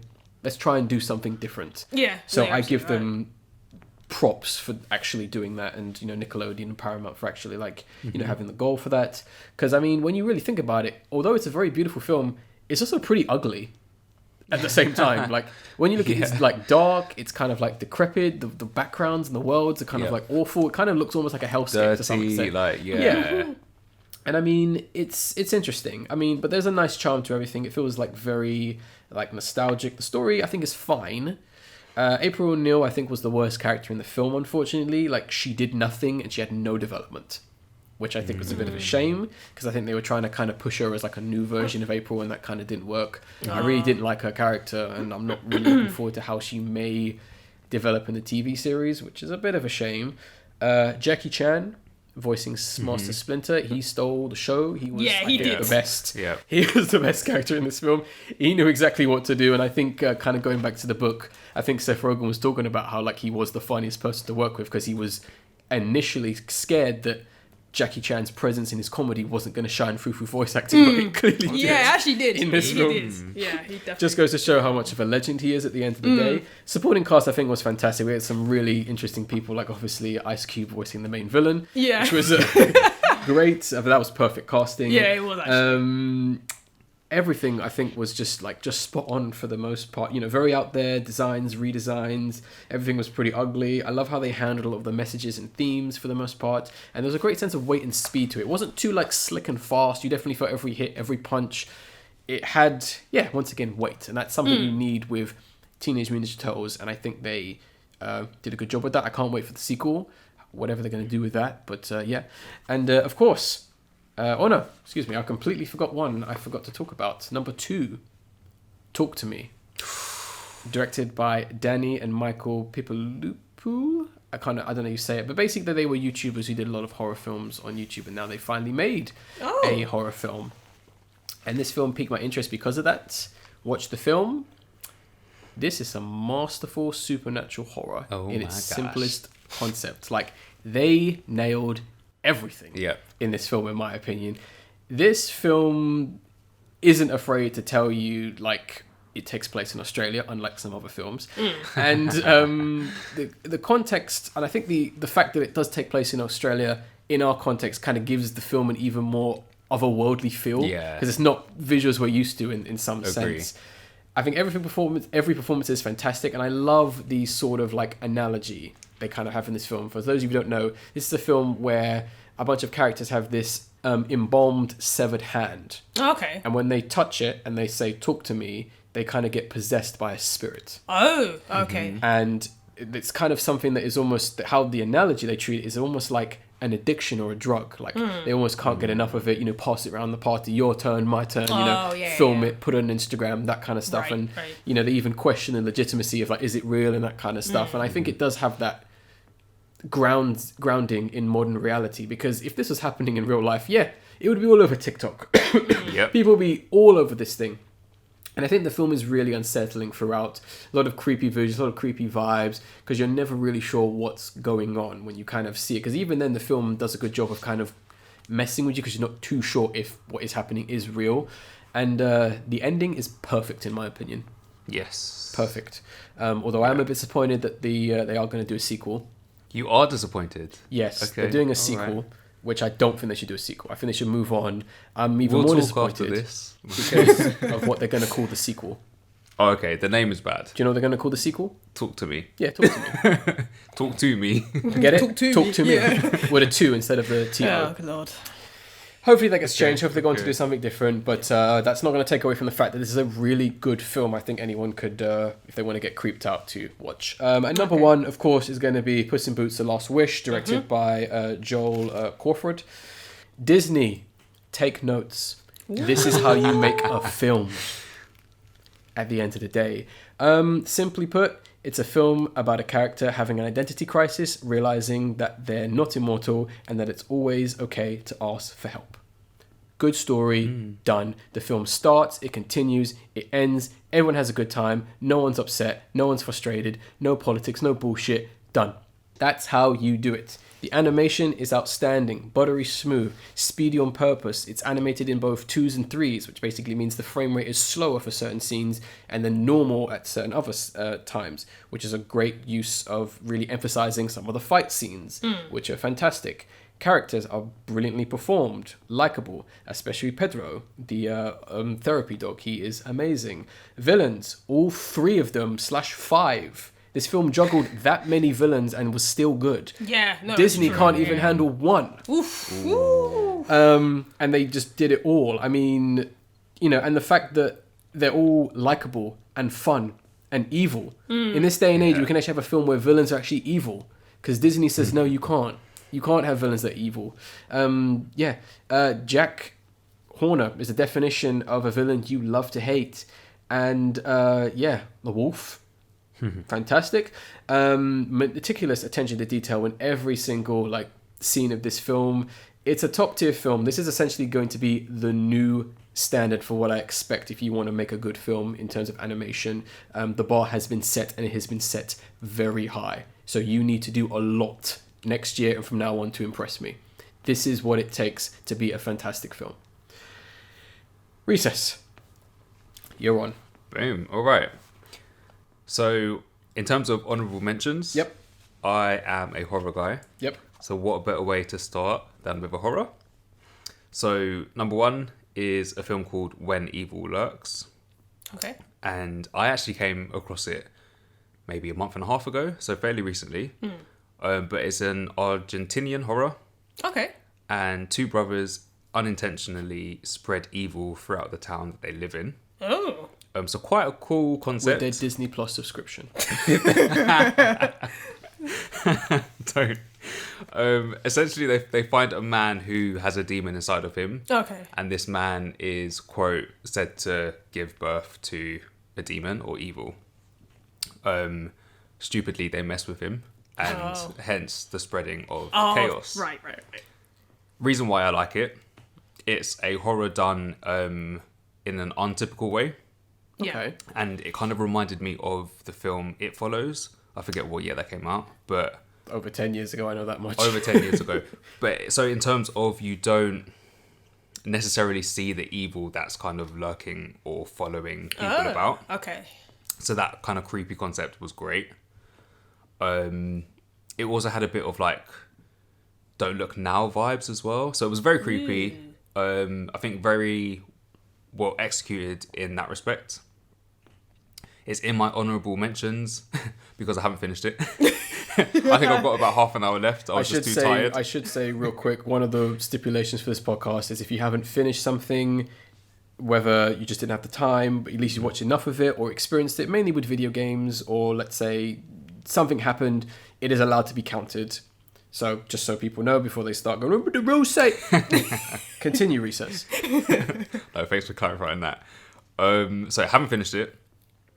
And I hope this will happen, but I'm not entirely sure it Not will. spoilers, is it? Not a spoiler per se. Okay. I won't say it, but I hope they explain something that happened in the movie. Okay. I don't think they will explain it. Okay. So would that be bad if they don't? Or? It will be terrible if they Okay, don't. all right They then. need to explain that shit. Okay. Okay. Also, for me, it felt quite predictable at times. So you kind of knew who was going to be possessed next. Okay. So that was kind of a downside as well. Thought you were going to say you kind of knew they were going to be spreading evil. I wrote it in the title. And then last point on this movie, it actually doesn't hold back from violence. It is very graphic, which is a plus for me. Okay, good. Cool. Second movie in this honorable mentions is Super Mario Bros. Won't go into too much detail, but I think it achieved what it set out to achieve, and I think it did it quite well. Like, the animation I found was beautiful. Loved the colourful vibes, but you kind of knew what was going to happen, and not for me, nothing took me by surprise. Okay, that's understandable. That's Fair why- enough. Fair enough. Yeah, understandable. I think that's its biggest downfall, personally. Yeah. Yeah. I did like it though. I did enjoy it. Oh, okay. In terms of best movie or movies, I've got a whole list. The first one, I'm not sure how you guys are going to respond. So I've put Beau is Afraid. Have you guys watched Beau that? is Afraid, yeah. I heard about it. Okay, that's interesting. Okay, So I'd like to hear your take. it got some mixed Very reviews. mixed. Very mixed. So I did like this movie. And I kind of feel like it's Marmite. You either love it or you hate it. Yeah. Okay. Yeah. So I personally went in without knowing much about the film itself. Mm-hmm. I like to be surprised. I like to be disgusted. One scene to note, I'm just going to say the attic scene. That disgusted me. And that I'll leave it at that. So if you haven't watched Do you know about this scene now? look or- out for that. The whole film was spoiled for me, but I'll tell you off the podcast. No. Okay. Tell you I after don't the- know about it, that scene, okay. Yeah. Okay, But alright. yeah. Because you're pulling a certain face and I was like, Yeah. oh, Yeah. the I know loop what scene here. you're talking about. Yeah. We'll show it for you. We'll find it. So this movie is an Ari Aster one. So shout out to Midsommar, Hereditary. But for me, it's not your typical horror. It's more like dark comedy drama. So that was a nice surprise. It follows this guy called Beau, who essentially struggles with anxiety. I would say almost depression as well. Okay. Kind of lives closed off from society, Yeah. and how he kind of navigates his life after a certain event happens without spoiling it. What added to the intrigue, it's a very long hour. It's like a 3 hour movie. It is. Yeah. Yeah. Oh wow. It was going to be longer. Long apparently. ass Oh movie. my God. Seriously. Yeah. So I found this out after watching the movie. It's actually based on another movie, a short that Ari Aster did in 2011 called Beau. Oh, okay. And in that movie, the character actually like dabbles in the occult and plays with an Ouija board. Oh, okay. And I thought, so that they didn't explain that at all in the 3 hour movie. Okay. But it kind of explained aspects of that 3 hour movie, and I thought, okay, Interesting. if they are connected, certain parts of the movie make sense. Right. So that was very interesting. That's kind of unheard of because a lot of horror films are based on like a lot of shorts you can find on YouTube, and typically the short becomes a full blown film, and you let's say the most iconic scene from that short is It's in the carried film. over. The best Yeah. example being Lights Out, Okay. where I think everyone's seen the short that Lights Out was based on. It's one of the most famous shots in modern day horror. Everyone's ripping it off, where the woman is like standing outside a room in a hallway. She Yeah. flicks the light, sees a figure standing there, flicks it off, it's gone. Flicks Yeah. it off, it's there. Flicks it off, it's Yeah, gone. yeah, yeah. That's the origin of that scene, and that was And they obviously carried it over. yeah, they carried it over to the film. It's one of the scariest scenes in that film. So yeah, like for me, knowing that, I would have expected, oh, okay, something so shocking and would explain a lot. I thought that would have been carried over into that movie. But fair enough, I still enjoyed the movie. Next on my list is Evil Dead Rise. So this is still my best movies. I was very ready for this Evil Dead revival. And I think the reason why I liked it so much as well, like looking back, reflecting on it, I was comparing it to the 2013 version, The remake. that remake, which I didn't enjoy that much. Yeah. This one was a lot better. And I realised that 2013 is like 10 years ago. Yeah. Like, wow. Yeah. It's been a while. It's been a while. So for me, this movie does things differently. I like that, opposed to the original two that were set in like a woods forest. This is in what looks like a modern day city. That kind of lifestyle. Our whole family is impacted by possession. I did like that there weren't too many, like the cast wasn't huge. Like there weren't too many characters. It seemed like a quite small set. Yeah. So more intimate, which I liked. I enjoyed.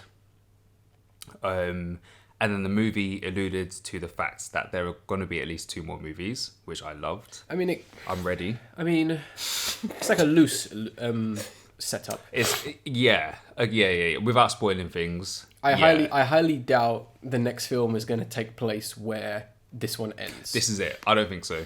I'd be surprised if it does. And I mean, I don't mind that, but I mean, I would rather them just be random.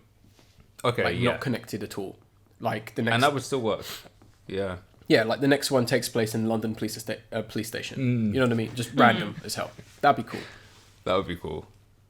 And anything Evil Dead related, I'm here for. So there. Give it to me. And they're kind of expanding on it as well. Like, how did you like the fact that they actually? This is a tiny spoiler, but I think most people know this if you are a big Evil Dead fan. The fact they are actually using one of the other books of the dead. I loved it. Okay.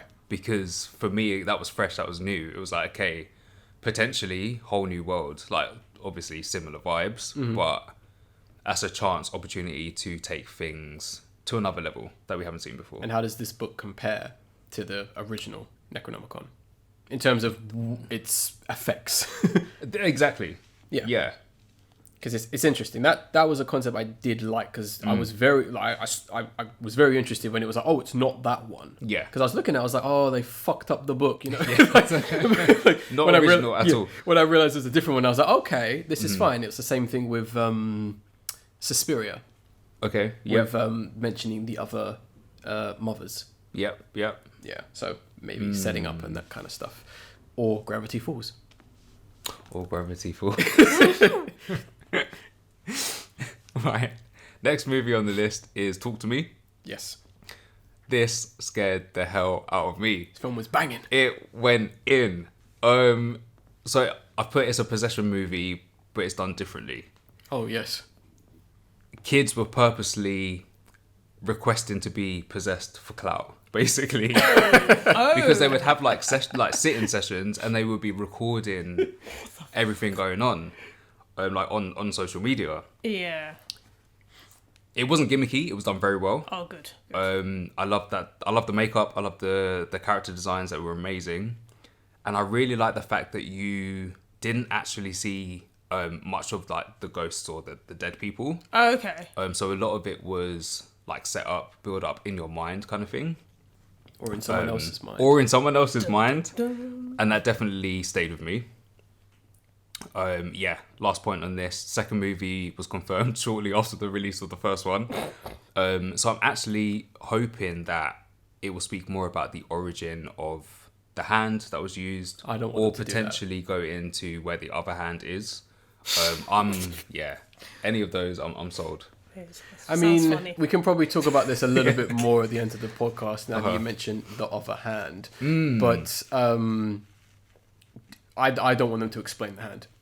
Not, and I so don't. you see. I feel that it didn't explain it enough in this movie. I would argue it there doesn't needs need to be more. explained because it's just a thing that exists. They don't explain in Evil Dead the books. So they Me don't and need to Raccoon are explain gonna the hand. fight. No, One question I've got no, to ask. I get that. One question I've got to ask. What hand's missing? Is it the right or the left?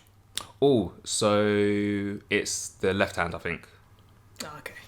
because I think it's like that. I think I think it's most left hand. most of the characters are right-handed, so they do that. Yeah. Yeah, it's Yeah. the right hand. Yeah, sorry, left hand. Excuse me.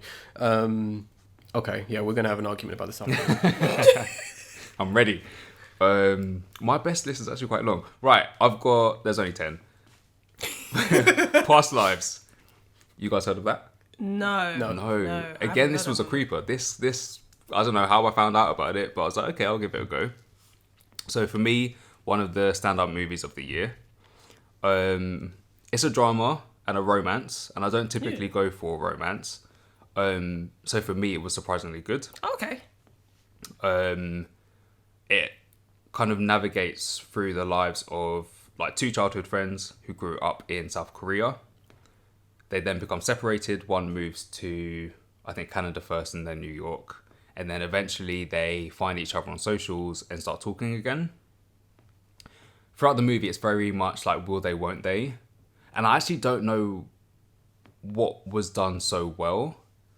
Maybe I am secretly a rom-com fan, but something in the movie spoke to me. I think it was very clever in how it told their story. Oh, that's good. So I definitely recommend that. Another one, Blackberry. So this is the It's based on the docudrama actual phone, right? Yeah. based on the phone, Okay. exactly. And for me, like, things may have been fabricated. I was No, like, they okay, were. is this true? Is that They like, were. what's true about this? Yeah. But for me, it was kind of fun to learn about the company's history, and I guess the owners, directors, CEOs, their kind of relationship as well. And because it's tech, I love tech. It was nice to just see that. You might like did you see Air? I haven't seen Air, but it's on my list. You might like that because it's like so over the top. Okay. I thought that came out this year. Yeah, it's Yeah, essentially yeah. about how Nike came about, or Nike, like them trying to sign Michael Jordan to be like the face of the sneakers, and it's like the most melodramatic thing ever because it's an hour and a half of drama when realistically it was like, can we get Michael Jordan? No. Right. Okay, we got Michael Jordan. Cool. And that's the true story. Done. I imagine it was probably the same thing with... There's a lot of these documentaries based on the making of things, and there's even a TV series dedicated to just how certain things came to be, and it is the funniest show I think I've ever seen in a while because it is so over the top, but it's played straight. Literally, when you have a guy taking a bite of a burger and he's like, "This is the greatest thing I've ever tasted in my life." Scenes like that. But go on, Recess. That is nice. I'm gonna have to know what I'll that's try and find that show. Sorry, I said that was a long list. I only had 5 bests, so I've got moving on to most disappointing now. Okay. To sum up this sort of category in 2 words, nothing happened. So the first movie is 65. Okay, I haven't heard that one. So that's that sci-fi. Oh. That's that sci-fi. Nothing happened. Nothing happened. The one with the dinosaurs. Yeah. And I forget the lead actor's name. He's in Star Wars. That guy. Yeah. The guy from Star Wars. Sci-fi, spaceship crashes, crash lands on this Let me help you. planet. They wander around for a bit and then the film ends. They wander around for a bit, the film ends. Thank you. That like, a few lies here and there, a few deceit. That's Love it. Love it. It was slow moving, it didn't build up to anything, in my opinion, and it was a waste of, I'm going to say, an hour and a half. I hope I didn't waste any more time than that. A waste of money too. A waste of money, thank you. So that was 65. The next movie, sadly, is a horror. Oh. Exorcist Believer. Oh, that makes sense. Again, nothing much happened. So there was possession in this movie. Okay. And you could argue there was like double the amount of possession like compared to the original Exorcist because 2 girls are now possessed. That's how you know it's better. But that's how you know it's better. 2's better than 1, right? Yeah, it's better than the original because now it's 2 this time. But it wasn't memorable. Was or wasn't, sorry? Wasn't. Okay. Like, could I tell you what happened at the end? No. I know what happens. Please remind me. I'll tell you what happens. Basically, after an hour, they finally get to the exorcism. The exorcism happens. They have to make a decision. They make a decision, and then you get a stupid reference from a character or characters from previous films. Okay. And they yeah. go, get ready for the sequel, because this is a planned trilogy. This is a plan. But you know what? I'm here for the trilogy.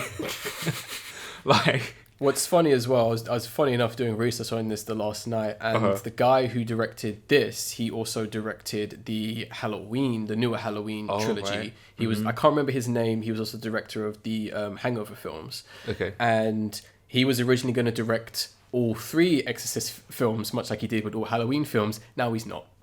Oh. Because the film did not do well financially and critically. Oh, wow. Understandably. Understandably, yeah. Because that film is dog shit. Yeah. Last on my most disappointing list is The Last Voyage of the Demeter, I believe. Oh, you yeah, the pronounce vampire it. one. The / vampire Nosferatu one. one. Exactly. Yeah. So this one I was amped for. Horror vampires, takes place on a ship. I don't know why that helps. More specifically, it it's fun.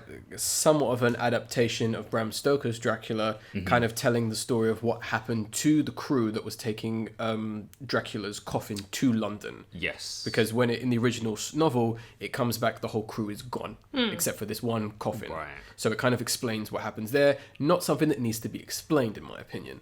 This is it. Not something that needs to be explained.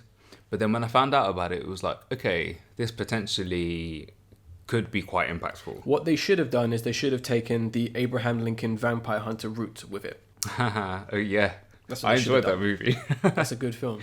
That is a good one. Yeah, it had so much potential to be like creepy, just a different horror, and for me, it went nowhere. Didn't they Again, mess up nothing Dracula happened. as well, innit?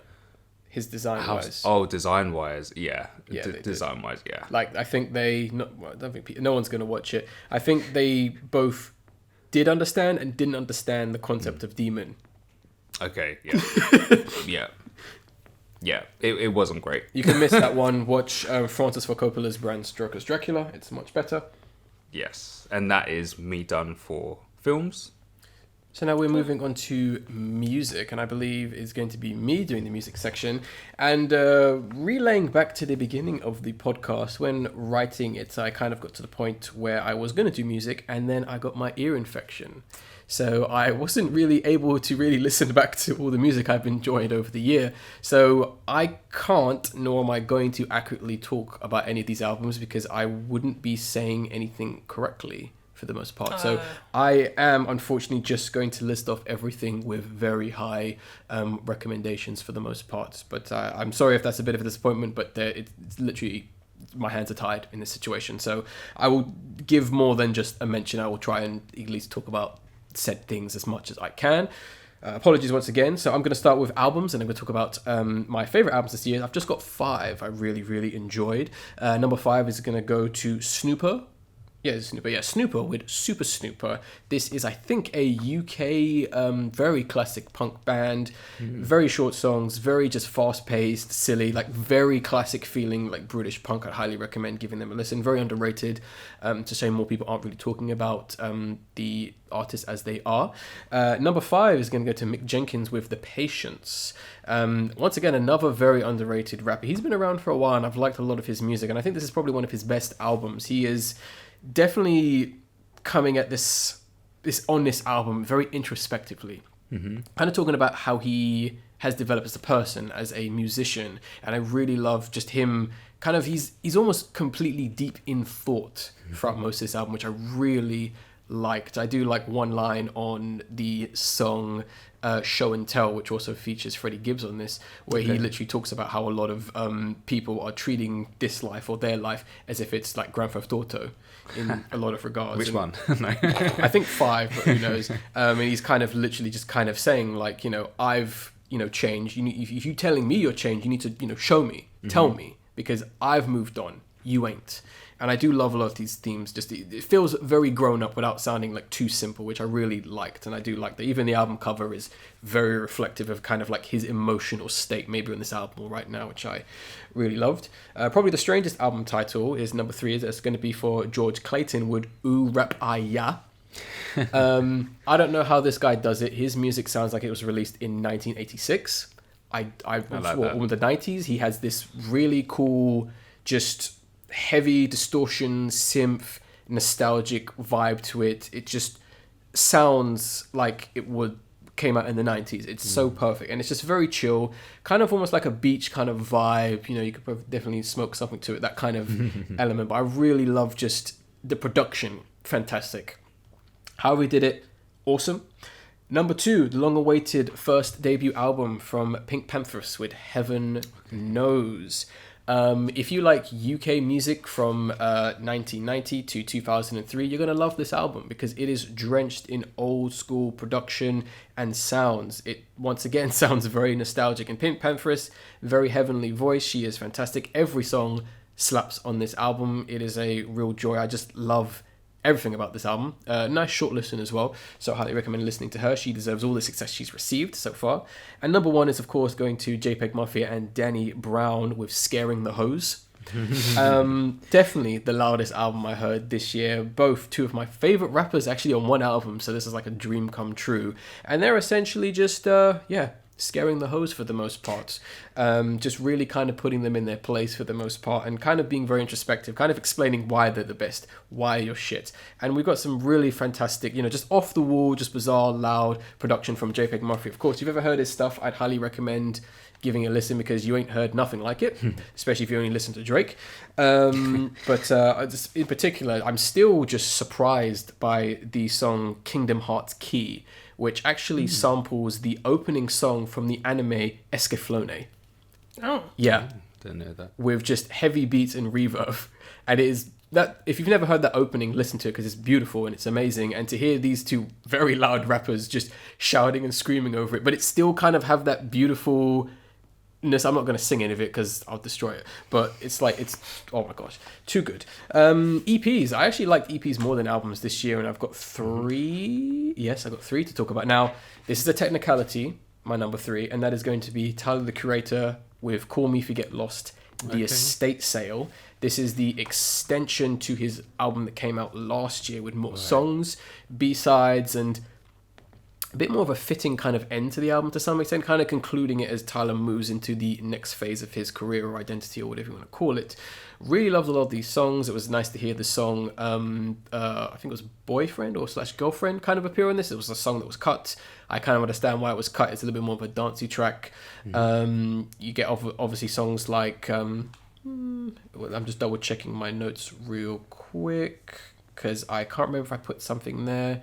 We have some really great songs like Dogtooth as well, which definitely is Tyler, the Creator, his most like braggadocious I think he's ever been for a while. It's just like spitting hilarious lines for the most part. And even the album ends with Sorry Not Sorry, a very interesting song where he kind of just addresses a lot of the criticisms and opinions against him, and it's literally pretty much like, I don't really care, not much you can do about it, saying things like the old me, it's gone, that kind of stuff. And even the music video is very interesting for the most part. Number 2 is of course going to be for my boy Aphex Twin. Richard D. Williams himself is back with another EP titled Black Box Life Recorder 21F / In a Room 7F760. Very catchy title. It's a collection of a couple tracks from Richard himself, one of the most prolific and most famous electronic beat break artists of all time, simply put. And he absolutely smashed it on this EP for the most part. It is typical, just kind of like stuff. If you heard an Aphex Twin record, you've heard this stuff, but there's no real voice samples on this.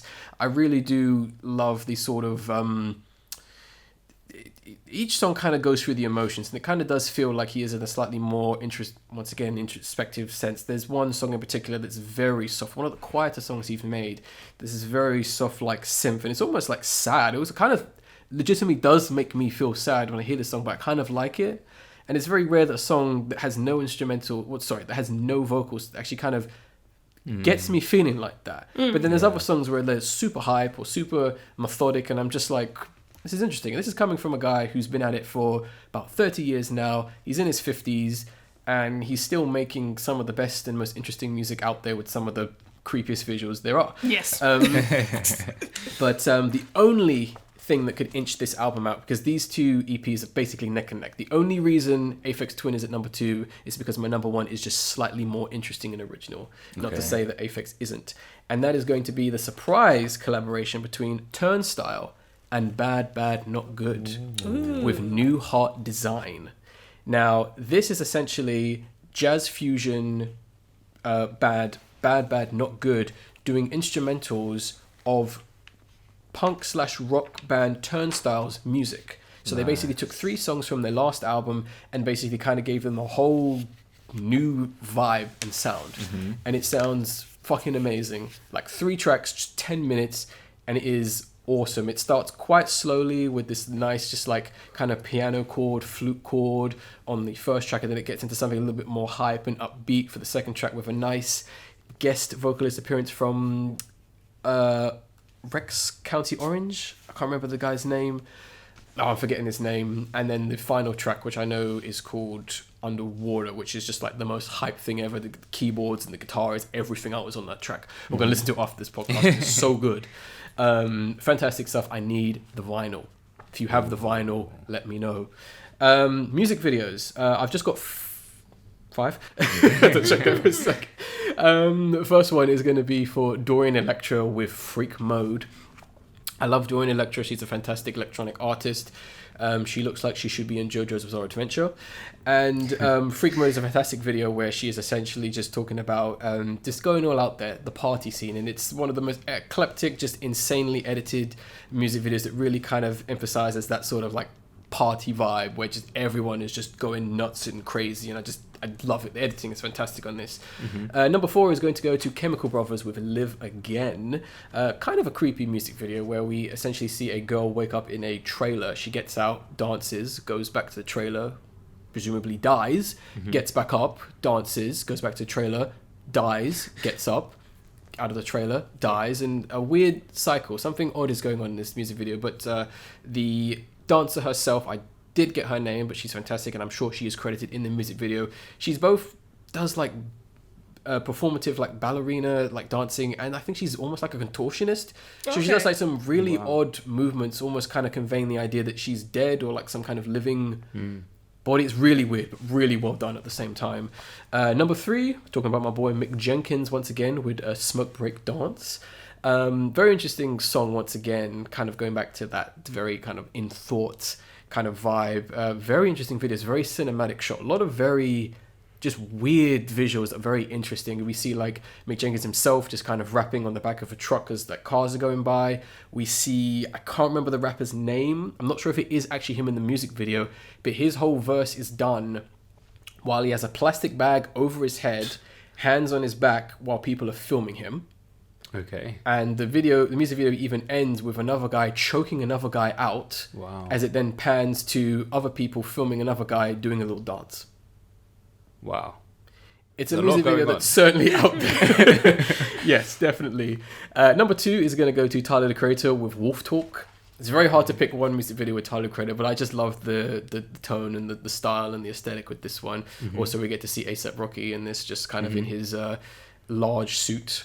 For the most part, I really liked it. Really well done. Once again, directed by Tyler himself. Number 1 is going to go to A$AP Rocky with Riot brackets Rowdy Pipin'. Good lord, this everything is going on in this music video. Like, there is money flying, they're like stomping the camera guy out, people are jumping off buildings, everyone is wearing skirts, everyone's wearing balaclavas. A$AP Rocky is flashing his cars, his jewelry, his everything. There's women shaking their ass. The bass is like slapping, some really cool visuals. It is just crazy. It's very old school, but very out there. I look at this music video and I'm like, damn, if white people saw this, they will have every reason to be racist. You know, they were like, look at what these black people are doing. It's kind of like that kind of vibe. And to kind of end my music section, I'm going to talk about just 5 songs I really liked. Number 5 is going to go to Tierra Whack with Chanel Pitt. Simple, classic song, very fun, almost Christmassy beat on this track. The music video is fantastic as well. She's just basically just rapping about how good she is. I do love the line, of course, her saying, you know, turn this hoe into Resident Evil. It's fantastic writing right there. Goes out in history. Mosh pit smelling like Chanel and all that kind of stuff, and making the very good point where kind of talking about how, like, you know people say they hate you, but realistically speaking, they just want to be you. Number 2 is going to go to Yeji with Easy Breezy, North Korean singer, producer, artist, and cook. Really fun, very sweet track that kind of speaks to me, and I think a lot of people at this time and age. It's essentially about getting older and kind of realizing that things aren't that easy for the most part. Even the chorus is very much like that, and even her kind of saying, like, isn't it funny how we pass down the things we didn't actually intend to pass down. So really fun, cute song. Number 2, of course, is going to go to comedian and rapper Zach Fox with Dummy. He be going dummy mode on this song. Basically, just Zach Fox just doing his thing. The music video is hilarious. I didn't actually know this before, but as he says in the music video, I'll be going dummy is a term, I believe, in California, which means you're just going to go stupid and go crazy. Okay. So I thought that was pretty funny. Number 2 is going to go to K-Tramine with Forever featuring Pharrell Williams. K-Tramine is the combination of K-Tranata and rapper Anime. Essentially coming together on one album. I couldn't actually listen to this album because I could figure it out because of the way it was mixed.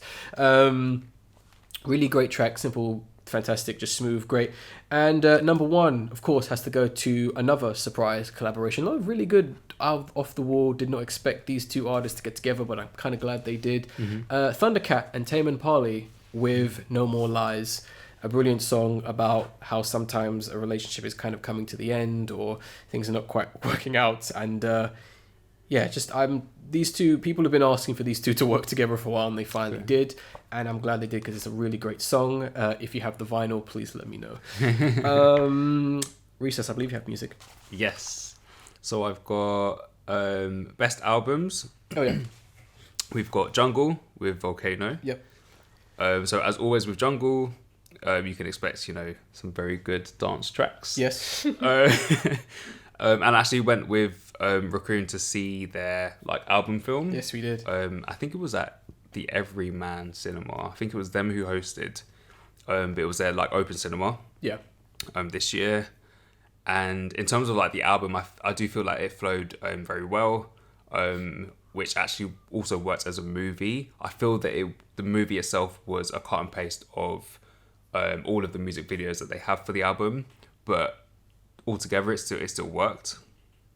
I described it as one continuous party. Favorite at the moment is the track called Holding On. It's got a very funky electro vibe. That's kind of the main feel for the album. This one just pushes it to the next extreme. Second favourite album is from Janelle Monáe, called The Age of Pleasure. Didn't realise she had a new album out. Yeah, I feel that this one kind of slipped under the radar. This album for me, it speaks confidence, sexuality, fun, party. Those would be the 4 words to describe the album overall.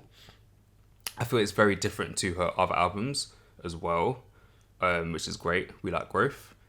I would describe it as R&B, but it's more soul, jazzy vibe. Interesting. Definitely one to kind of blast out during the summer. I think it was released over summer. Maybe July, you to say the end of the year. Yeah, no, just before that. And then standout tracks from that. Definitely Float, which I believe was the first single from the album. Phenomenal. And then there's a song called Ooh La La with Grace Jones. That one goes in. Yeah. Moving on to songs. I think I've only got best for this section. So best songs of 2023. I have The Weeknd by Ray and Stormzy. And what I like about this one caught me off guard because I think I was listening to a playlist and then it was just randomly in there. And I was like, ooh, who's this? And then Stormzy came in and I was like, ooh. So what I like about the song is just the contrast of their voices. So you've got Ray's soft, soulful vocals and then Stormzy's typical British rap flow. And I think it works very well, them coming together.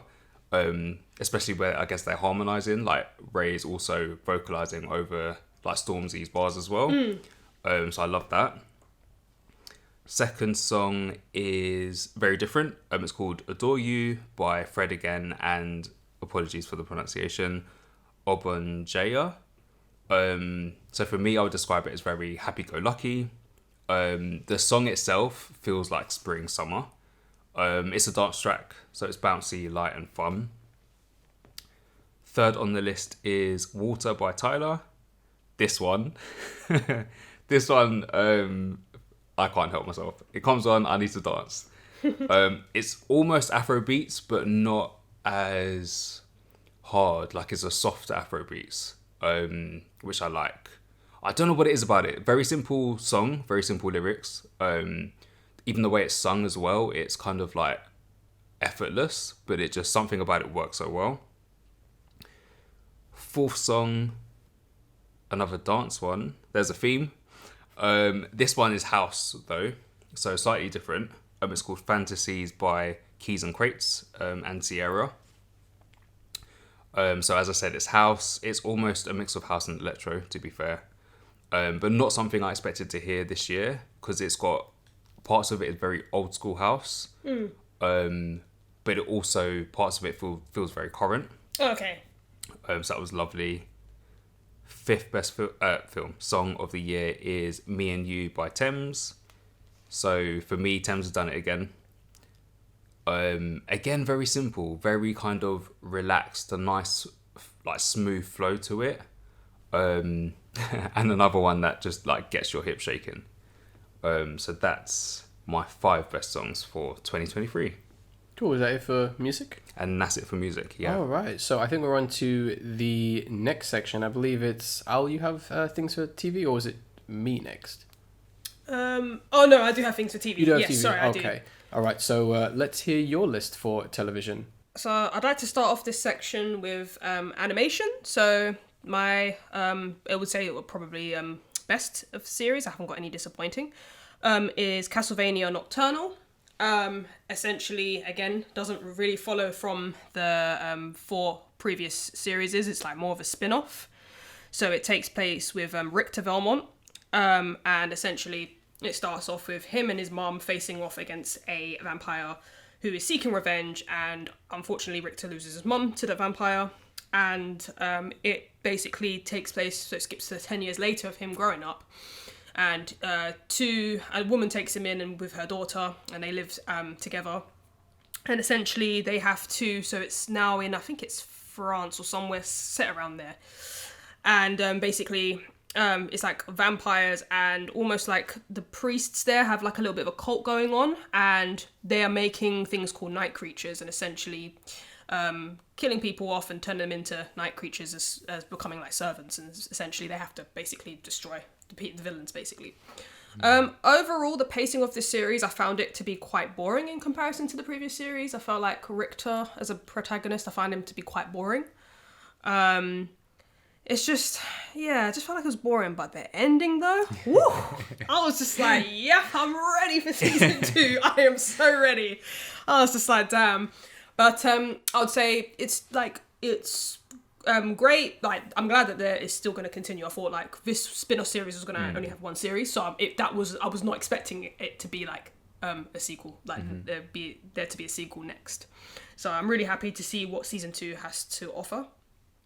And then with the next section, it's live action series. So I've only got 1, and again, it's probably, I would say, good actually, not best but good. Is Top Boy season 5.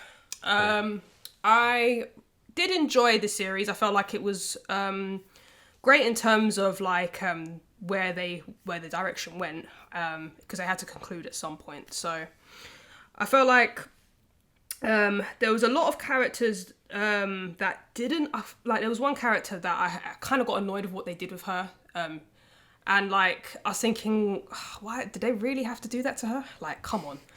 But generally speaking, like, one of the characters got really good character development called Jack. She's like, first when she was introduced in season 3, she was really unlikable. But over the series is like, you really started to just grow to like her, because she became like, you could just see her values and everything, and she became like a really good character. And I definitely think, because Kano, he plays as Sully. He did an incredible job. He had like no previous experience in acting before, so he really, really nailed it with Sully for sure. I feel like, I think overall it was a great ending, but there was certain like plot issues that I felt like I had in terms of like, with the previous series, it was really intense, like throughout the whole thing. It's like, oh my god, I'm ready for season 5. But this one, I felt like there were certain plot holes with certain characters. Like, okay, they could have done this with this character from the previous series. I feel like that didn't really work. And like a lot of one of the characters unfortunately got dropped off as well, which was sad because he had got unfortunately no character development either. So he kind of slid into like a more of a background character, unfortunately. But overall, it was a good watch, and it did, I would say, like with the ending, it kind of left off a bit more like what the viewers perceive it as, so we don't really know. Okay. Yeah, so I like that they did that with the ending and not made it too obvious. I was going to say, that can either work really well or be a complete mess. So Yeah. it works in this case. Yeah, I feel like it works in Alright. this case. And so it just leaves the viewers thinking, okay, who did a certain thing at the end. That's it for me for series.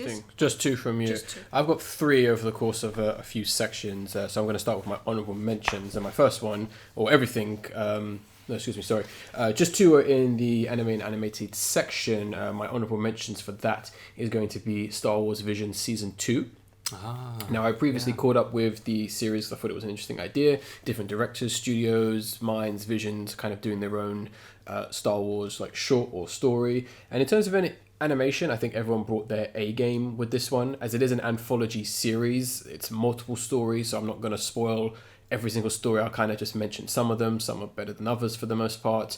I think my biggest problem with this series, unfortunately, was that annoyingly nearly every episode has a female lead who follows the same kind of structure where they don't want to conform to something.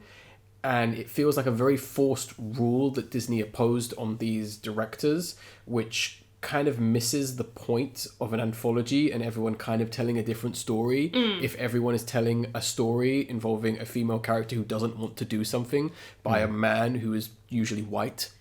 So that was a bit unfortunate, and I think it kind of made the series feel very repetitive, where it's like, oh look, it's another female character, oh look, she doesn't want to do this. And I thought it didn't work, because once again, it's just very repetitive, and it just defeats the point.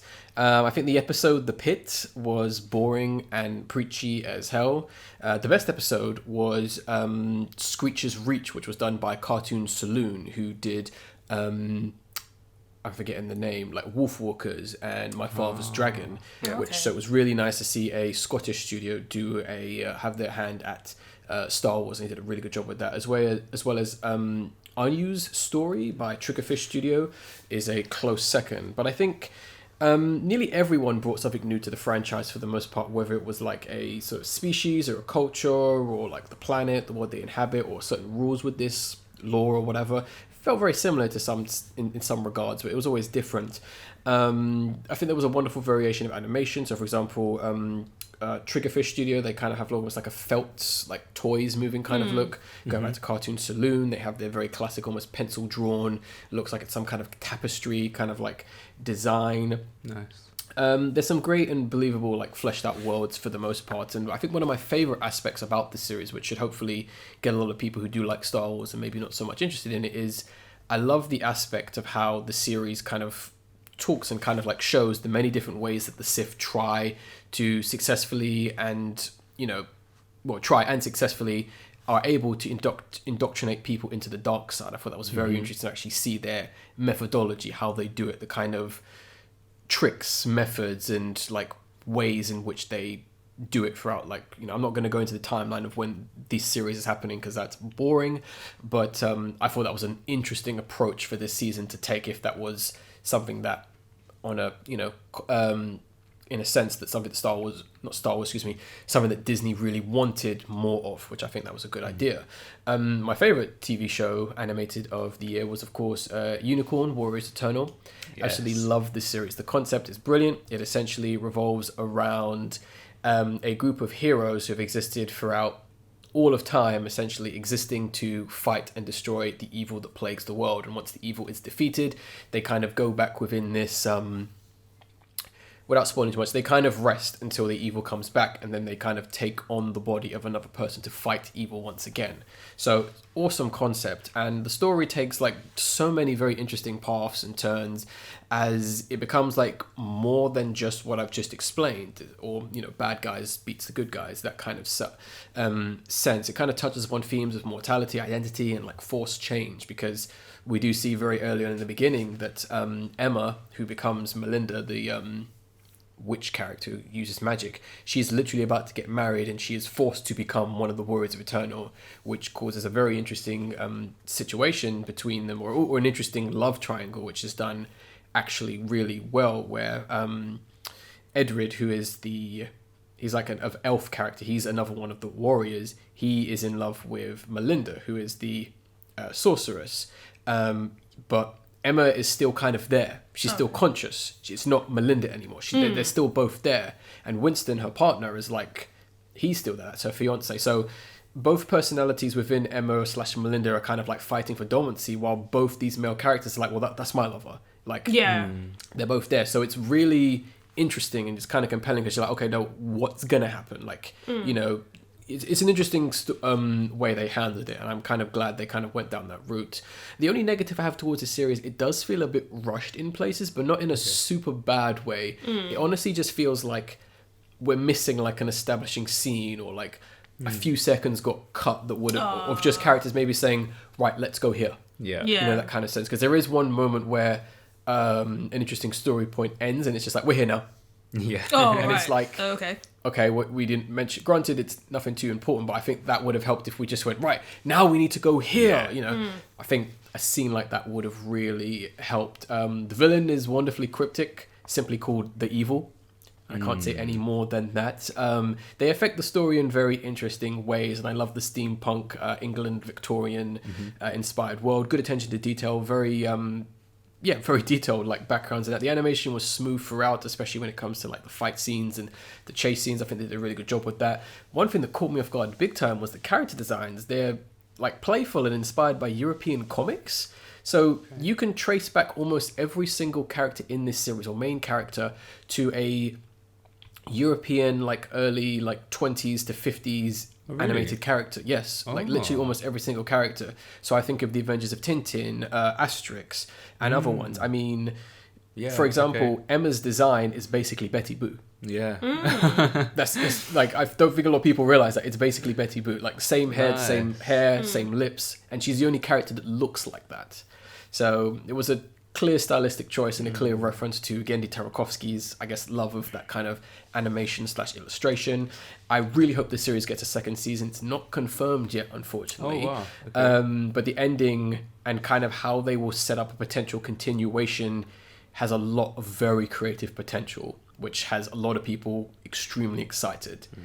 They actually did a tease properly. Live action, and it's unfortunately worst. Black Mirror season 6. Okay. Okay. I didn't realize I had a 6th season. Most people didn't. I have issues with the Black Mirror series. You had the first 2 seasons, fantastic, amazing, BBC productions. They were really creepy and unsettling, and they really made you think. We had the White Christmas special, which was awesome as well. Then the series kind of got acquired by Netflix, and ever since then, I don't think they've been doing as solid a job as the original people who wrote those or conceptualized those episodes. It's just not as strong. There's been good episodes from 4 to 6 here and there, but I think season 6 missed the mark big time here. When I look back on it, it was honestly just a waste of time. The episodes are too long. It's clearly not interested in telling like narratives about like the horrors of technology and like a bad future, for example, which is a bit annoying when you come to a series known for that and it's just fucking around with drama and silliness, which a lot of these episodes come down to, with very vague references to technology or the future or other social ideas, which I thought was incredibly stupid. Every episode except for one of them is like painfully too long. Like some of them are like almost an hour and a half, and they do not need to be that long, in my opinion. The episode Maisie Day is truly awful. That is like the worst Black Mirror episode.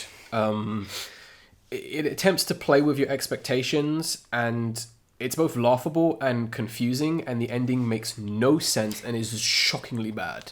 Like, I don't know what the fuck they were smoking when they did the episode, but it is like the dumbest thing ever. On the other hand, the episode Demon 79 was actually pretty good. Like, it had a really great premise, which I'll explain, because it's the only episode you should watch from this season, where essentially a lady in 1979 of Indian descent, she's kind of not having the best of time living in England right now. There's a lot of like social like pressures and all that, obviously, because she's deemed as an immigrant, not really of here, and she essentially comes to discover that there's now a demon here, and he's now asked her to kill 3 people or the world ends.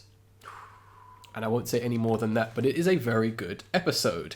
Which actually does touch upon a lot of themes that Black Mirror is known for. So that's pretty much TV for me. Very disappointingly short, but sometimes there ain't much. Recess. Okay, so starting with animation, my best list, I have Onimusha. I hope I'm pronouncing that right. Onimusha, okay. Yes, so me and my sister, we used to rinse this game out on PlayStation 2. Oh my god. We used to love it. And I think I heard about it like earlier in the year, if not like last year. But very excited that it was coming to Netflix. And essentially it revolves around a swordsman and kind of him acquiring a demonic weapon bracelet, if you like. And that collects the souls of like demons that he kind of kills or like vanquishes. The show itself was shocking. Not surprising that there would be deaths, but like death just kept coming, and like characters that you kind of got invested in would just go, and it was like, no, like, I liked you, like, don't die. But then I thought that worked really well because it's like, that's life. You don't know. Sorry, how it's going to sound morbid, but you don't know when you're going to die. You don't know what's going to happen. There's no plot armor for characters as well. But this is it. Yeah. No one's safe. Yeah, no one's safe. So I did like that aspect, although I think about 3 of the characters that I really liked passed away. Darn. Naming no names. I was like, damn, you're going to do that to me? But it added to it. It added to it. So definitely that one. I'm surprised this one isn't on your list. So Blue Eye Samurai. Blue Eye Samurai. I didn't get the opportunity to watch it. That's See, why. to be honest, I've been slacking on anime. Okay. I've been slacking. Definitely one to watch. I would say a standout for 2023. A gripping storyline. I'll talk about one aspect of it. There's a lot going on, but it does revolve around one character who is I'm going to say female samurai. Okay. We have a lot of her backstory and a lot of her sort of challenges growing up, being mixed race, and sort of how society treated her because of that. Okay. Her hiding her identity as a woman. There's a lot to unpack. Yeah, okay. Visually stunning. You do get invested into characters, so character development is great, and you're left wanting to know more. 4 bad guys, which were amazing. Loved them. That's all I'll say on that part. But yeah, the way it ended as well was great. A very great setup for the following seasons. Okay. Third animation that I would say is in my best list is Akuma-kun. So Akuma-kun was actually really fun. The animation itself had like an old school Japanese sort of vibe and feel to it, which I loved. And the fact that it kind of merged 2 of my favourite genres, so horror and mystery. Ooh. But with this, you've got Akuma-kun and his kind of like sidekick, which is a half demon, half human. They've got, I guess, a detective agency they work together on. And like each episode ish, they are solving a different mystery. So it's very fun. And as I said before, animation is really good. It looks like it could have been done in like the 90s. Okay. So yeah, I did like that. I do want to agree with both of you in terms of Castlevania and Unicorn Warriors. They did not make my list. I did forget about them, but agree. I do agree. Yeah. Most disappointing animation is Rick and Morty season 7. Current season. Is it 7? I'm going to say 7. Is it 9? Anyway, not current 9. season. I forgot that season existed. 7. Forgot it existed. Okay. It's not finished yet. I am up to date. I think we're on episode 9. For me, it's lacking. Like, before I would class it as genius. It was very clever, very witty, very made you think. All of that is gone now. Oh, that's unfortunate. It's very generic. And I'm like, okay, yes, it's season 7. They've come a long way. Like, how much more can they give? Yeah. But at the same time, I'm just not enjoying it. That magic, that spark isn't there anymore. So That's interesting. I guess I might as well ask, what do you think of the new voice actors?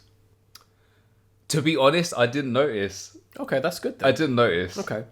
Yeah, because they've been replaced.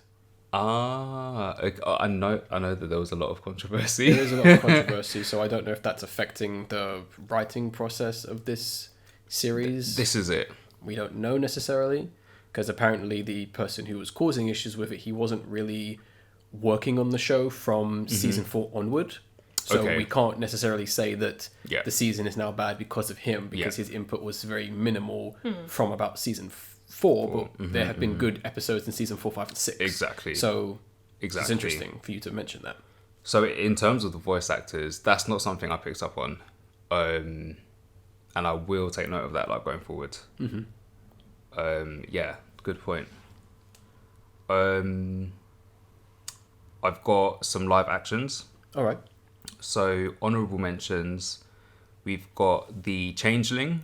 So that was an Apple TV show that came out this year based on a novel. Is that the really famous Changeling story, or is this a different story called The Changeling? I am going to say different, but it could be the really famous one. 2 people have a baby. Okay, so it's the famous one. Okay. It's a famous one? Yeah, it's the famous one. And, okay, so rewinding. 2 people meet, fall in love. The woman in the relationship goes off on holiday to Brazil, and she goes to a place that she's advised not to. I'm not going to say any more. Oh, typical woman. Of course. She left the kitchen. Oh my god, we're gonna fight. Jokes. I'm not going to say what happened when she was abroad, but she comes back, explains the situation to her boyfriend, I think at the time. He kind of laughs it off. I'm like, no, like, why would you do that? I actually don't know if they get married. They might get married. Anyway, they have a baby. I'm going to leave it at that. Yeah, I think I've said, I've said enough. Because I know the original story. I've said enough. So, Yeah. So the reason why it's in my honourable mentions is because I didn't like how it ended. So I've actually gone to the book and I'm reading the book to see if the ending is different.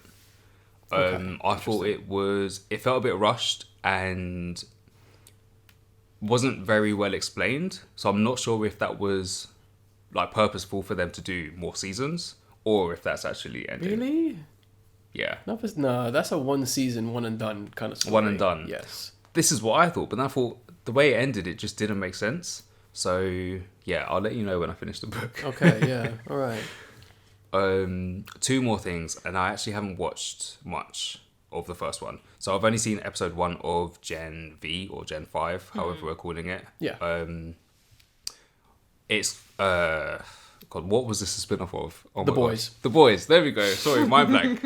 So I would say very reminiscent of The Boys in terms of violence and how graphic it is.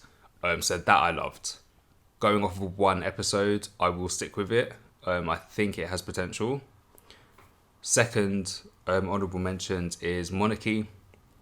Now I've only seen like the teaser or whatever that is, but it's Godzilla basically on Apple TV. Okay. Which is it actually Godzilla or you like?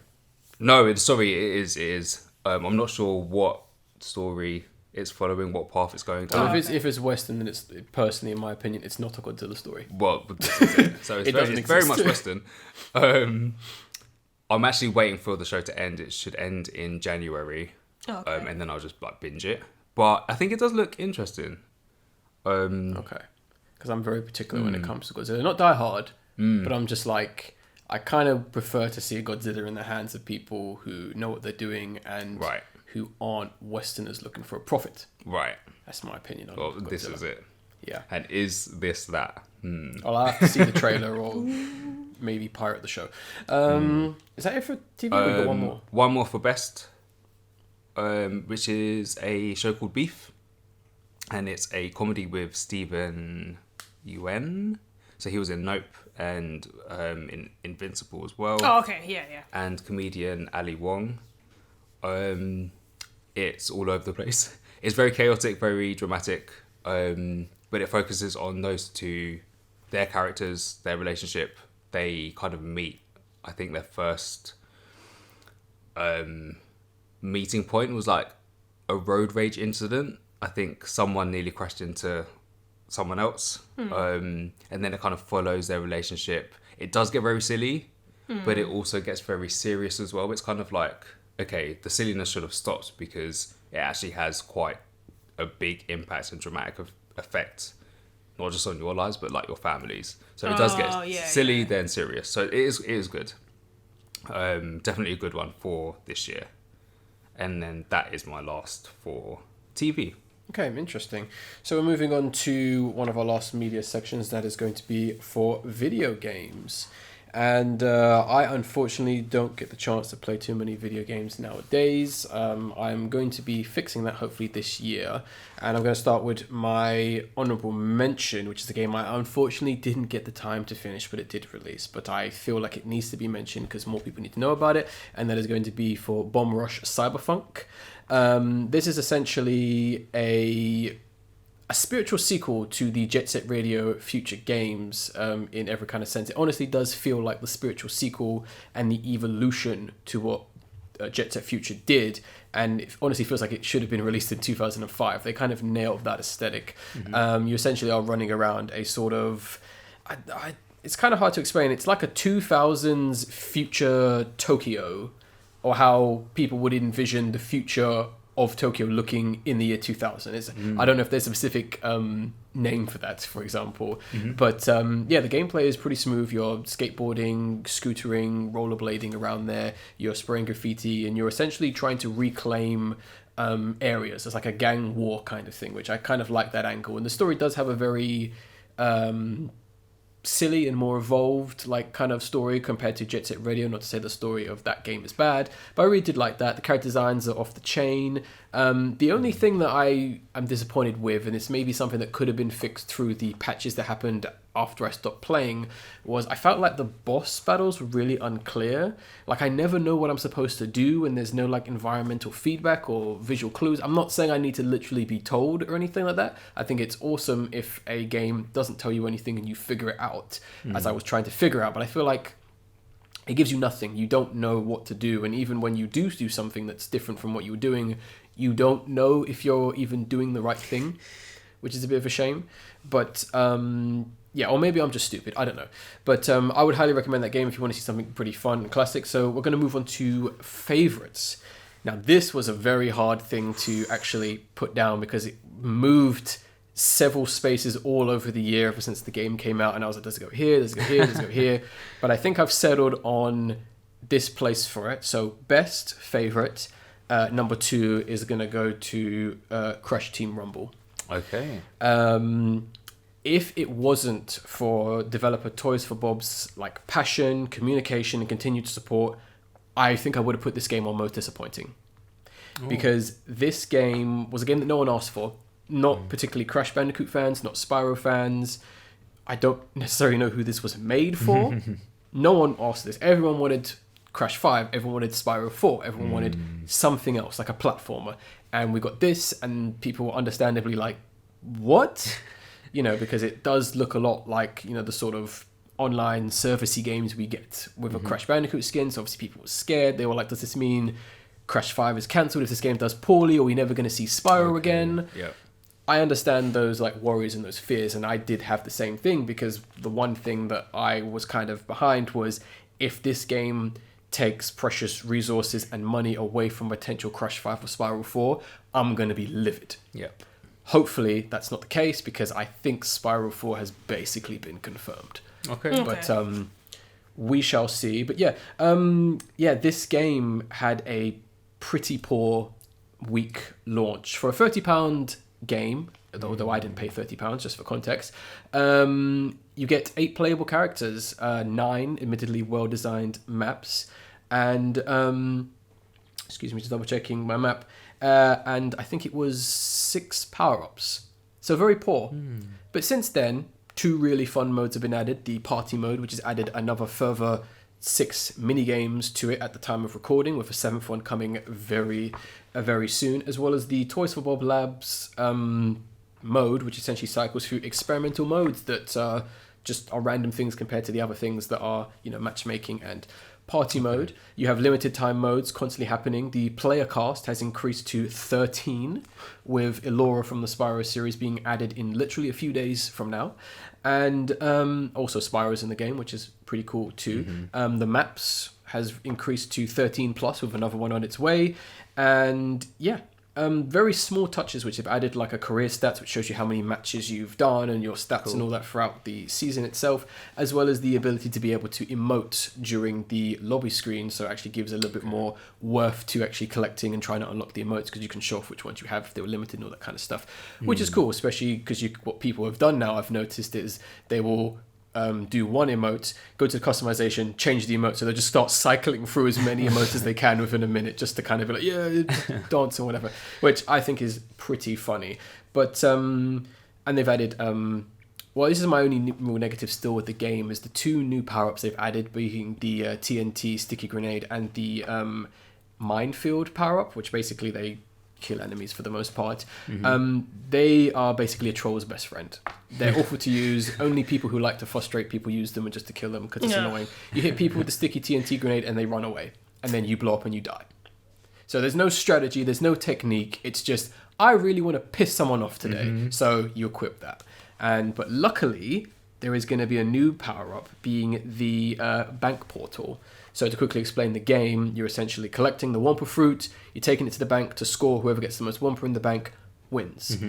If this power-up works, as I think it works, when you essentially have this power-up ready, you teleport to your bank, so you can immediately bank what you've collected. So this is going to be very valuable for characters like Crash, who can hold the most Wumpa. Collect it all, someone's chasing you, straight to the bank, done. So that could be a real game changer if it's implemented right and works correctly, because I know even when they did the Season 3 update, things weren't making much sense, which was a bit confusing. Unfortunately, being an Activision game, it does have like a battle pass which has items behind a paywall, which is quite unfortunate, especially because they've kind of done it in a really poor way, where there's no real in-game currency or way to actually unlock these. You just have to pay for it, which is a massive shame, because all they really need to do is just say, let's say you win a match, you do challenges, and you get max XP and you get 50 coins. But the skin you want is 900 coins. That's great incentive for people to keep playing. Exactly. That's what you want people to do, to keep playing. So I don't know. Hopefully that will be implemented someday, but I've not bought anything from that game because I don't do that. I'm not giving Activision any money. They can fuck off. But honestly, when it comes down to the game is extremely fun to play. I think anyone who's played it, even if they do like or don't like it, they will say it is fun to play. Either against or with people, it's easy to pick up, but it does take a while to kind of get used to things. There's enough characters with variations in terms of like how you want to play. We've got the 4 main classes of characters. We've got the scorers. They are the fastest characters. They run around, they grab the Wumpa, they score it the fastest. You've got the boosters. They essentially collect the gem relics, which give the whole team a boost. So for example, let's say if you were holding 100 Wumpa and someone managed to get one of the gem boosts, it would increase it by about 20%, 30%. Now you're now holding 160. Boom. So, but you only got it for 30 seconds. So you got to get to the bank and score that. Or the other team's going to come in and try and stop you, kill you, get you out the way, and that kind of stuff. And the blockers, they're tanky, they're strong. They basically will stand on your base, stand on their base. They'll kill you, get rid of it. So it has a nice dynamic. Everyone has a role and everyone is doing something. Or everyone wants to do something or can do something. There's no like, oh, I don't know what to do. No, that doesn't happen. There's no standing around. There's a lot of micromanagement in this game, and sometimes you've got to stop for a second and just be like, okay, there's 3 people over there, I got to get over here. And especially when you kind of get down to when you only need, both teams need to score to win, and it's just like everyone frantically panicking. I've been in matches that have lasted 15 minutes. Maps are beautifully designed. They are kind of asset flips from Crash 4, which is fine, but they still look really good. The events are pretty fun as well. You have just random things like Zap Trap, where you team up with a friend or person you're playing with, and you create a line in between you of an electric fence that kills anyone who gets caught in between it. Okay. Pretty fun stuff. You have Wumpa Whale, which essentially everyone's collecting Wumpa fruit to give to a whale. Whoever gets the most Wumpa in this whale, they basically win. And there's been other crazy experimental like modes and that kind of stuff, which are always fun to play when they pop up, but a lot of them that were experimental have now become major modes because people really enjoyed them, or they managed to figure them out for the most part. Everything comes together perfectly in this game, and I think the team that made this did an outstanding job playing a game that you don't really see too often, and I think it is really unique. I'm very interested to see who's going to rip this game off, because I think someone is going to kind of see the success of it and kind of try and do the same thing, maybe with like, platformer franchise. I can see Nintendo doing something like this in some sense. But I'm I was honestly actually going to say Pokemon. they probably could. I'm honestly surprised there's no esports for this game, because I'd be there with my team in our outfits. I'd be dressed as Coco, of course. Yeah. Wig and all. But I guess this moves on to my favorite game of 2023. Of course, it's Resident Evil 4 remake. Ooh. Had to be. Although I prefer this over the original, I think the remake does fall short in a few areas compared to the original. But I still had a blast with this game. I played the hell out of it. I platinumed it. I also platinumed Crash Team Rumble, but that's not too hard to do. The first match you play with Crash Team Rumble, you unlock like 20 trophies. Serious? Yeah. Oh my god. Yeah. I don't have the actual footage, but yeah, most people unlock like a good minimum 13 trophies the first match they play. Just fine. My main issues with this remake, let's get these out the way. The aiming on controls is really bad. I don't know what the hell Capcom did. It's just needlessly hard to do. You annoyingly get stun locked so easily. The enemies with the torches can just stun lock you and kill you immediately. They're the worst for this. The main villain himself, he is barely seen in this remake. He doesn't really make that much of an appearance, which makes him a lot less threatening. Ada's line deliveries are pretty bad. Now, I don't think the voice actress is bad. She is not. I think it's the direction they gave her, but she sounds bored, and that's not great. And the bosses in Separate Ways, which is the DLC where you play as Ada, weren't fun at all. I thought they were really just annoyingly done. Other than that, everything was perfect, in my opinion. I thought it was fantastic. The game is actually a challenge. If you don't play this game properly or play it like a survival horror game, this game will hand you your ass very quickly. I found that out very quickly when I was just dying, and I was like, yeah, no, we're not running and doing this game anymore. It's incredibly faithful to the original with like some modern and smart updates that actually make sense. They improve on it. They don't try and like change it or like try and say, oh, this is better. But you do see like some nice additions that were obviously things they clearly wanted to do in the original game, but they can do now that they don't have the limitations of 2005 hardware. Characters like Ashley got a massive overhaul. She's actually likable. She doesn't get in your way. The hiding system with her is actually great. Luis, he's even cooler in this game. He's got an awesome jacket. He plays a much bigger role in the gameplay and the story, which I think was a very good improvement. Leon himself, he still has his cheesy one-liners, but nobody reacts to them, which is pretty funny. So he's just saying them to himself, and everyone's like, yeah, okay. The world environments, they look pretty good. The inclusion of challenges in this game was a nice... not necessarily twist, but basically you'll do certain little mini game things, collect things, and you get like exclusive items in the merchant that you can only get from him for doing those things. They included a shooting range mini game as well, which is pretty cool. I thought that was really fun. Gunplay in that is pretty fantastic. I like the knife parry system, although it doesn't make much sense when you go up against Dr. Salvador, knife versus chainsaw. It's badass, but it's like, no, that knife will be gone. You dead. But it's still kind of cool. And the Mercenaries was extremely fun. They did a fantastic job with this, because they included some fun characters like Hunk, aka the Grim Reaper, and a few other characters I won't spoil. But yeah, that's games for me. And I can't remember. Did you have anything to talk about our next section, which was going to be the landscape of the internet's web space? No, I didn't so it's just me. I've got 4 recommendations of YouTubers. That's all it is, really. We're in the recommendation section of the podcast. I'll blaze through them really quickly so I can take a break and stop talking. So, number 4, Recess, you're going to love this YouTuber. Big Will. He essentially reviews horror films. And he has introduced me to a lot of horror films that I did not know anything about, and some of them are pretty cool. He's a really funny and great, like, kind of witty guy where he kind of goes over the story, kind of interjecting his own kind of like narrative kind of telling and kind of jokes and criticisms throughout it. One thing I love is he's currently reviewing the Death Forest films. Okay. And because they're a Japanese exclusive film, they don't have proper subtitling, so he kind of has to review the film based on what the subtitles are actually saying. So for example, in Death Forest 4, the person who did the subtitles, for whatever reason, they decided whenever someone wasn't talking to just put on the screen, yes, yes, yes, yeah. Oh, wow. So he has to reference the fact that there's points where the characters are possibly saying yes, yes, yes, yeah throughout the whole film. So... How does he choose his movies? He just randomly chooses them. Random? Okay, just random. He kind of just wanted to go over there, but he's done some more noteworthy ones and then some very obscure ones. So I was like, never heard of this. So I kind of he's doing the Lord's work in getting the name of some of these films out there.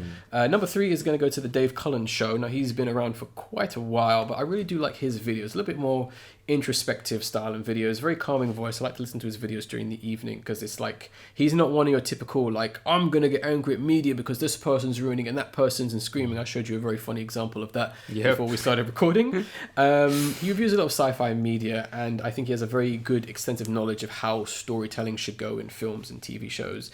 I think his videos, simply titled Ignore It, You're Being Gaslit, and Just Walk Away, are very informative because they kind of talk about the kind of landscape in which the way people go about making things. They're actively trying to frustrate, divide people, kind of cause rift, intentionally doing things and making changes. And he's basically kind of just summing up those videos by saying, yeah, ignore it.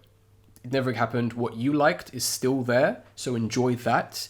But what is happening right now is never going to change, so just forget about it, move on, make your own thing, or support someone else who's doing what you like, which I think is a very good thing that people need to take away. If you're seeing your franchise or something you really like being destroyed, just, you know, buy it on Blu-ray and then make your own one, which I think is very good words to say.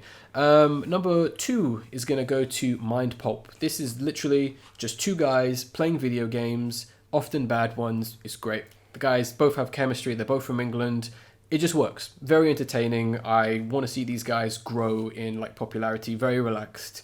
They do have that British wit, which is quite funny, and they kind of are very good at kind of making fun of very bad games, but not in a super over the top like, oh, we're going to make jokes and like, go over the top. They're very calm even when the game is terrible or they see the most bizarre thing ever. So wanted to give them a shout out. Just simple fun.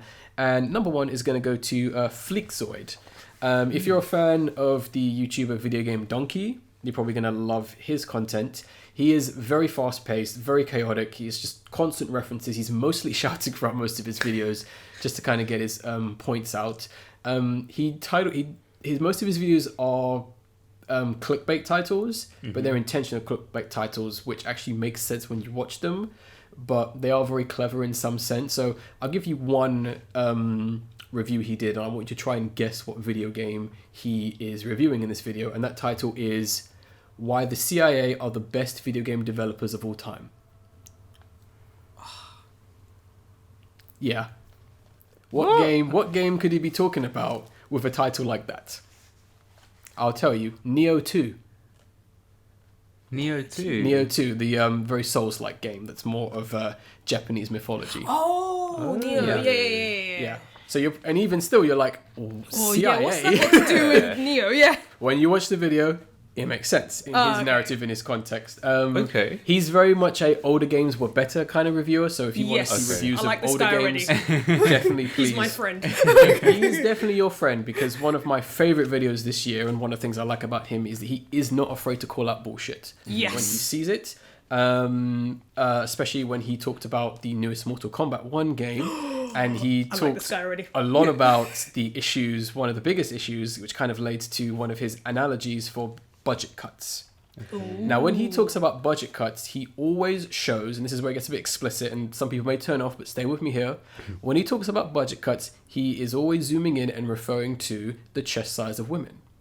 Okay. That's what he is calling budget cuts, because he and many people have noticed that there have been a lot of budget cuts in video games where a lot of female characters don't have what they used to have. Something that Mortal Kombat unfortunately suffered with, where almost every female character has the same chest size. Now, I'm not one of these people where I'm like, I want to see the biggest or this and all that, blah, blah, blah. But here's the thing. If you have, let's say, 15 female characters from different places of different species, shouldn't they all have different bodies and different shapes? Yeah, that is true. Yeah. Apparently the makers of Mortal Kombat 1 don't think so, and that's what he discusses on one of his videos. Okay. But I do appreciate him for actually taking a very obscure aspect of a, let's be honest, not good game, and kind of really kind of focusing on this thing and kind of explaining, the game's probably not good because of this one thing that you decided to do. Once again, Really good YouTuber. I highly recommend it. I want to see him grow in popularity. Recess, I believe you have someone you want to mention on the interwebs. Yes, I actually don't know who created this. Best web series, Pokey National Geographic. So think David Attenborough style documentary, but with Pokemon. Oh, nice. Ooh. So yeah, very, very interesting concept. I guess also think of it in terms of like the Pokedex and the content that you'd get in Pokedex, just, you know, spoken, whilst the camera's kind of, I guess, getting interesting, obscure, different angles of Pokemon in like their live natural habitat.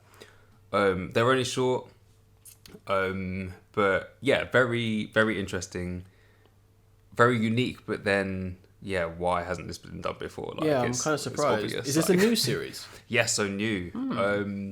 I would say maybe August, but I think later than that. Okay. But yeah, love the idea, and I want to see more of it. Yeah. Cool. It's interesting. I like that. I mean, me and Ace really do like Pokemon, so I definitely have to let him know about that one. We're going to talk about kind of like more the year in general, and that's kind of going to be the section which is referred to as the highs and lows of 2023, essentially talking about things that more personally happened or around the world that aren't necessarily immediately related, that we kind of want to mention both in negative and positive lights for the most part. Now, Al, I'm not sure if you had anything you wanted to mention or kind of go over for the most part with this section. No, really, no. Okay, I will go through because I got like a very like small list, so I'm going to start with the highlights, I think, real quick, and more like the personal kind of stuff. So it's more just like a shout out, to be honest, for this section. So obviously I want to give a shout out to my mother and my grandmother for being awesome, because of course. I also went to the Up the Creep Comedy Club show to see Mo Gilligan with my mum, which was a really nice night. My sister, because she was continuing to be a no-nonsense badass throughout this year, which is good. I also want to give a shout out to Recess for all the adventures we kind of went on this year. So obviously we went to King's Cross to see the Jungle film, as well as Record Store Day. Yes, that was fun as well. I also want to give a shout out to Ferret, of course, the co-creator of this podcast, for the many casual hangout sessions we have up in London and in parks. That's usually where we were most weekends, in case you want to know, if you ever want to see us. I want to give a shout out to Owl for all the help with the podcast this year. You have been very vital in just kind of adding some variety, and I really appreciate that, as well as the quest for games that we've been on many times before. And of course, I want to give a shout out to Ace as well. He's had a very big 2023. He is a great friend of mine. I really do appreciate everything he has done. We are constantly talking, basically, is what happens with me and him.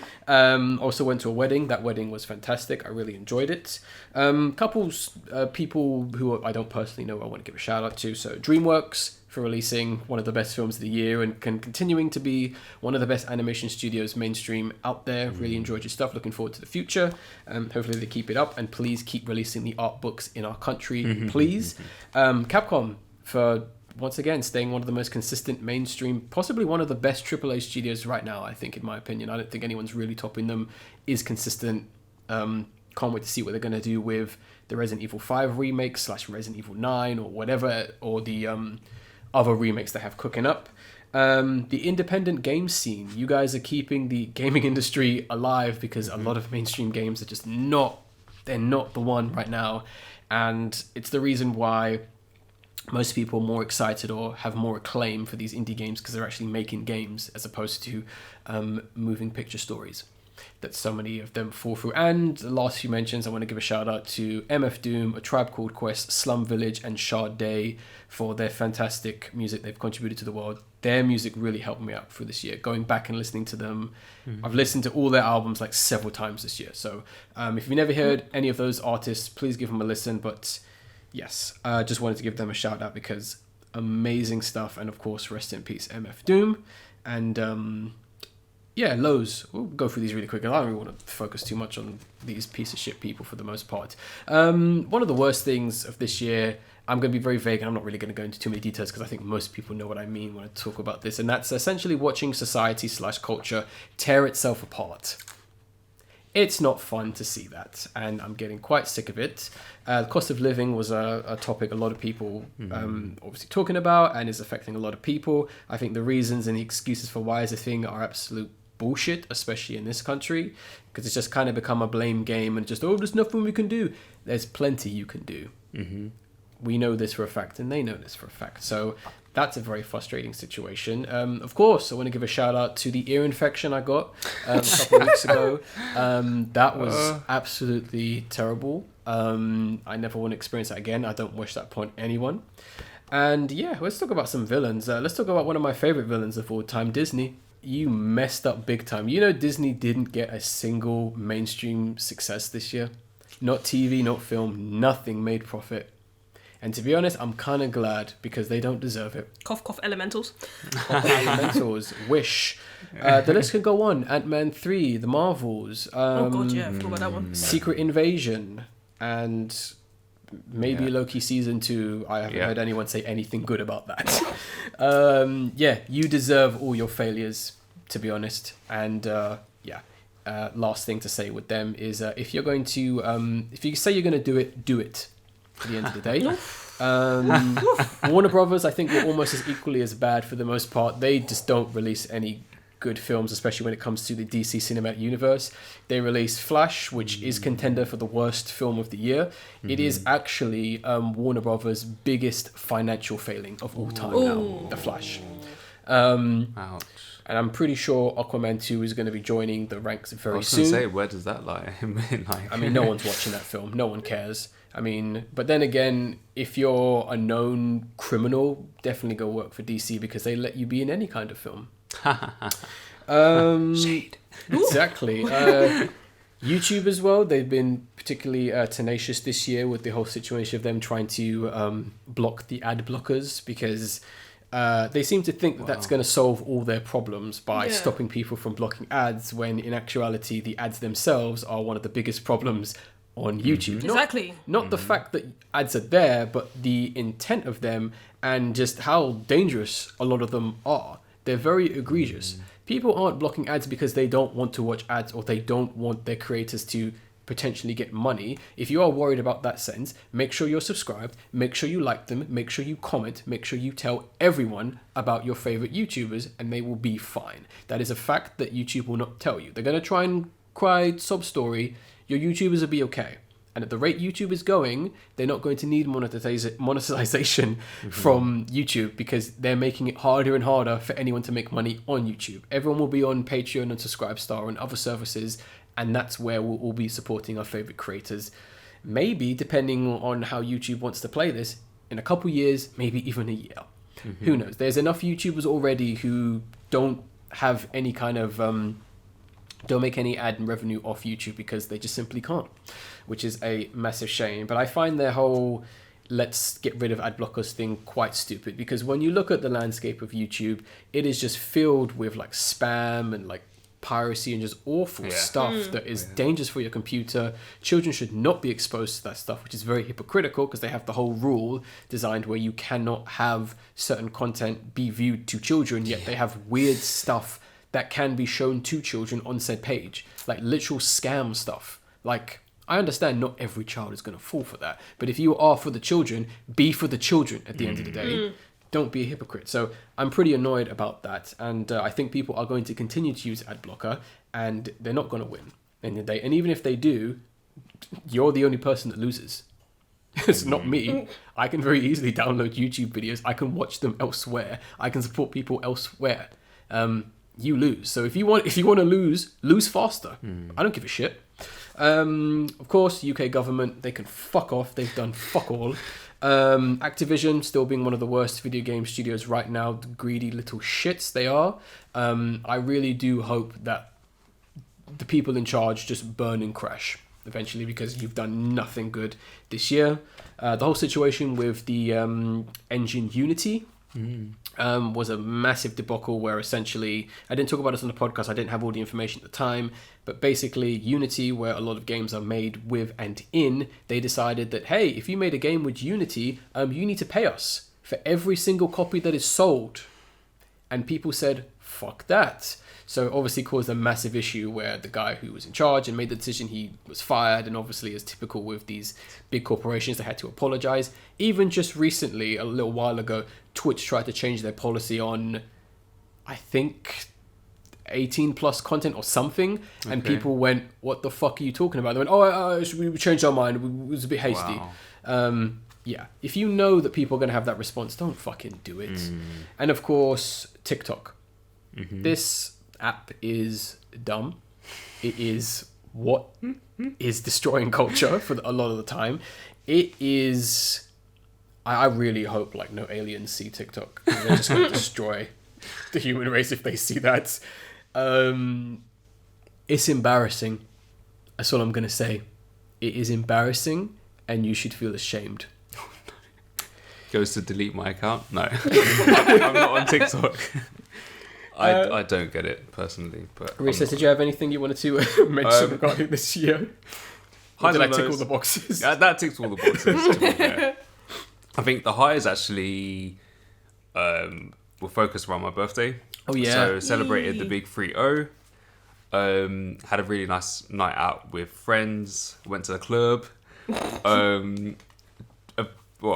Finally got to try a restaurant that I really wanted to go to called Fat Pundit, which is I guess like a loosely like Indian restaurant. Okay. Maybe like Asian fusion restaurant. Oh, okay. Really nice. Whereabouts is it? So went to the one in Soho, but I think there's also one in Covent Garden. Oh, okay. I think there's only 2 in London.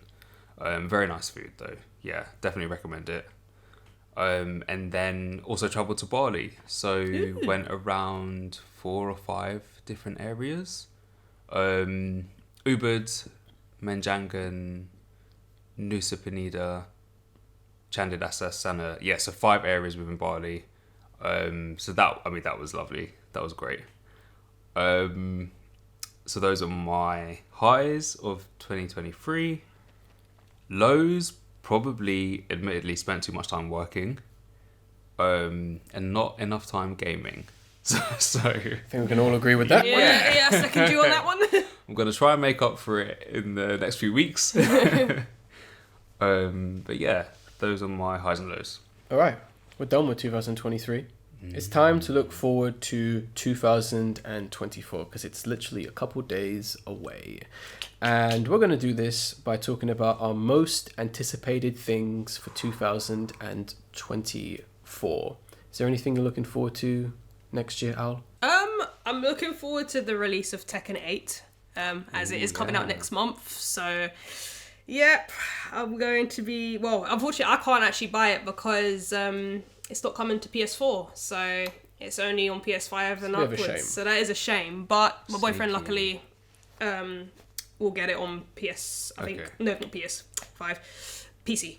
Okay. So so we can play it at his. So I'll play it at his, and we'll play story together. So nice. Yeah. Is that the main thing? That's the main thing, actually, and also more of something I aspire to do. Oh, I need to pass my driving theory test.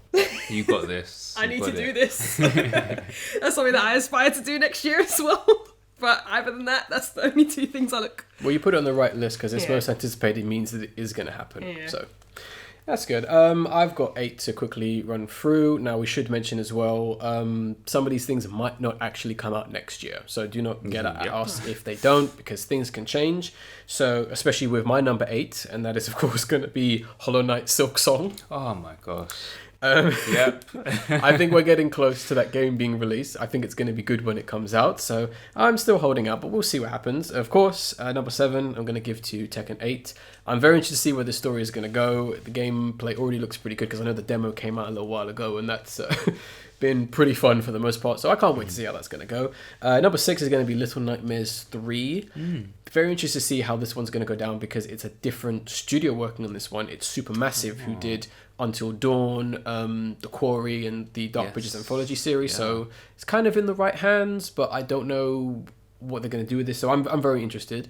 Another one, number 5, is going to be #Blood. This is a game me and you talked about on one of the podcasts. It's a sort of like top-down beat 'em up where you play as like a vampire slayer girl with her. Oh yeah. I think she has a cane or something like that, and it's got really cool, fun kind of like cartoon style for the most part. Number 4 is going to go to Furiosa, a Mad Max saga.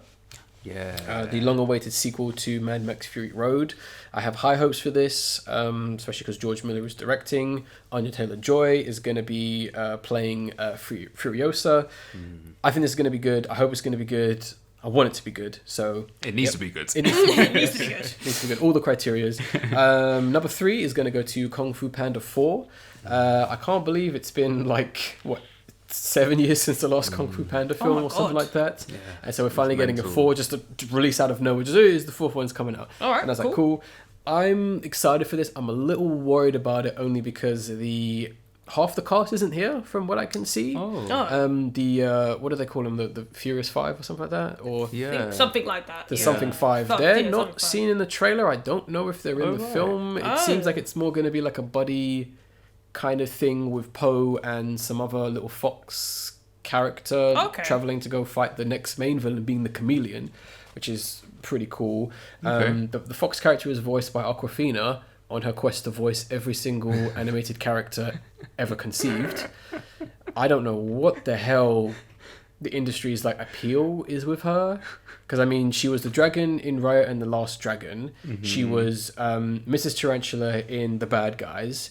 She was that stupid bird in the Little Mermaid remake. She was a pigeon in Immigration, and now she's this fox character. I love her voice though. It's so distinctive. It's fine. Well, she's got Smoker's voice. That's why. Yeah. But, Yeah, true.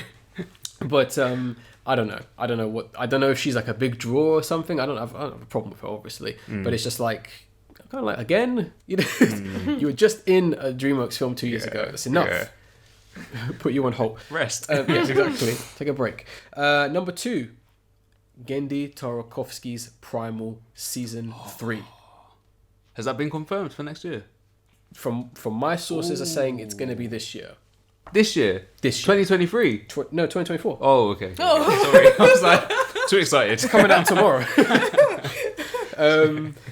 Given where they left season 2, I don't know what they're gonna do with this, but I'm excited. Gendy, he knows what he's doing. Yeah. This is gonna be interesting, regardless. And number 1 is of course gonna be for Smiling Friends season 2. Okay. Oh. Now, Smiling Friends was a fantastic animated series released last year.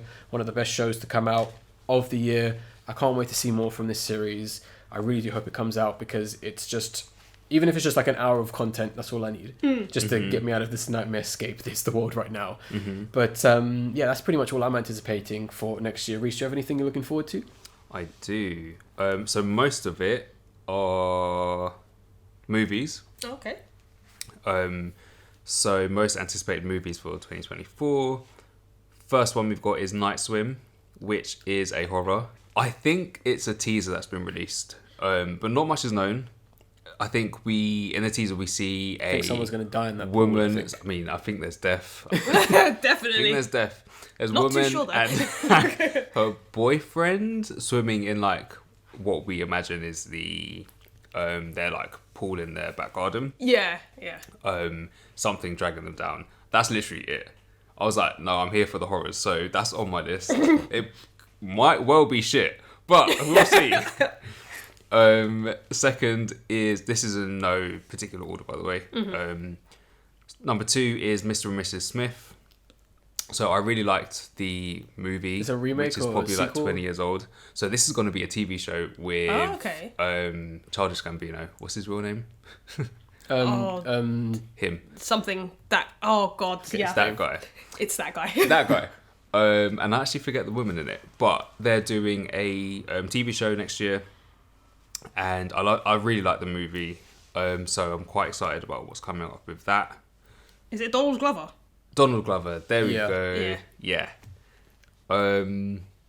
See, now June Part 2 is on here, but I'm slowly losing interest in it. Okay. So it should be released in March. It obviously should have been released 2023, but was pushed back, I think, due to riot strike.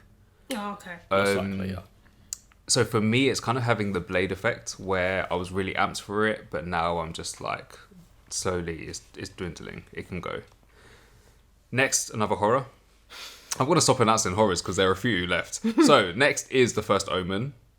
Oh yeah, I only found out about that the other day. Poster's cool, but I don't have The faith for it. poster's cool. This is it. And apart from that, I don't know anything else. Then we've got Alien Romulus. Oh god. I expect this is going to be pushed back because the I expect this to be date bad. is... I hope it's not. I really hope it's not. The date is like end of next year, so we'll see what Then happens it's with most that. likely not come out this year. Exactly.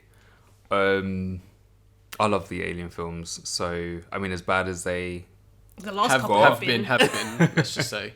Because they're still I was good still ones. there for them. They still got a fan. One fan. Then we've got the Lord of the Rings animation, the War of the Rohirrim. Don't know That word, what that is. the word. That word. Then we've got Nosferatu, Oh yeah. and number 8 is the 4th Jordan Peele film, which I think literally on IMDb is the 4th Jordan Peele film. So nothing known about that, but that should be released next year. We will see. Yeah, that would be interesting. Yeah. Very interesting. Yeah, because I did actually, when doing this list, I did look up some of the films come out this year, and I was like, oh, it's slim pickings. But we will see what happens. I mean, hopefully it'll be a much better year for films than it was last year. Last final section we have to talk about, we're going to roughly kind of stay positive for this last one. Personal goals and plans for 2024. Anything we aim to do, we'll be doing, want to do in that kind of sense. As we wind down this episode, Al, what are you going to be up to in 2024? Probably, I wanted to aspire, learn, God, I can't get my words out. So that, like, last section of the podcast, I can't even get my words out. You can do it. Because I'm so anticipating for it. We can do it. Yeah, I definitely want to pass my driving. I want to at least be able to, drift down some motorways by next year. skirt on these bitches. Yeah, exactly. Play some funk music, go CTR on this motorways. But yeah, mainly just the driving and just seeing what 2024 has to offer, really. That's pretty much it for me. Yeah, mine's a bit boring. It's basically just like a checklist of things. So basically, stay fit, get a bit stronger. My health kind of diminished a little bit towards the end of the year for other health reasons and that. Want to be a little bit more flexible. Kind of there, just kind of don't want to be in a position where I do anything like simple movements and like I hurt myself, that kind of stuff. I'm going to try and treat myself more. I feel like I was a little bit too strict in terms of like staying fit, staying healthy. Not saying that I want to start eating junk food. I'm talking more like, buy that one thing, go to that one place, that kind of stuff, for the most part. I have a bit more of an aim. I kind of want to play and beat more games. I'm going to say 4 new games, 8 old ones this year to beat. That's the aim. I want to watch more films, more TV series. I want to read more. Just kind of like got so much on my shelf that I want to like read. I really do enjoy reading, especially when it's like more informative stuff. I can't really get into like novels and stories, and that it just isn't for me. I just prefer to learn when I read at the end of the day. And the big one is I want to make more varied videos for YouTube. This is something I've been working on for a while, and it's part of a little surprise. It's also for this podcast because unbeknownst to some people, there's actually 4 YouTube channels that I have that all do different things. So this main channel does the podcast and other audio-based stuff, but I also have another channel called the Ferret Raccoon, which kind of is a lot of my travels and filming around the world and London.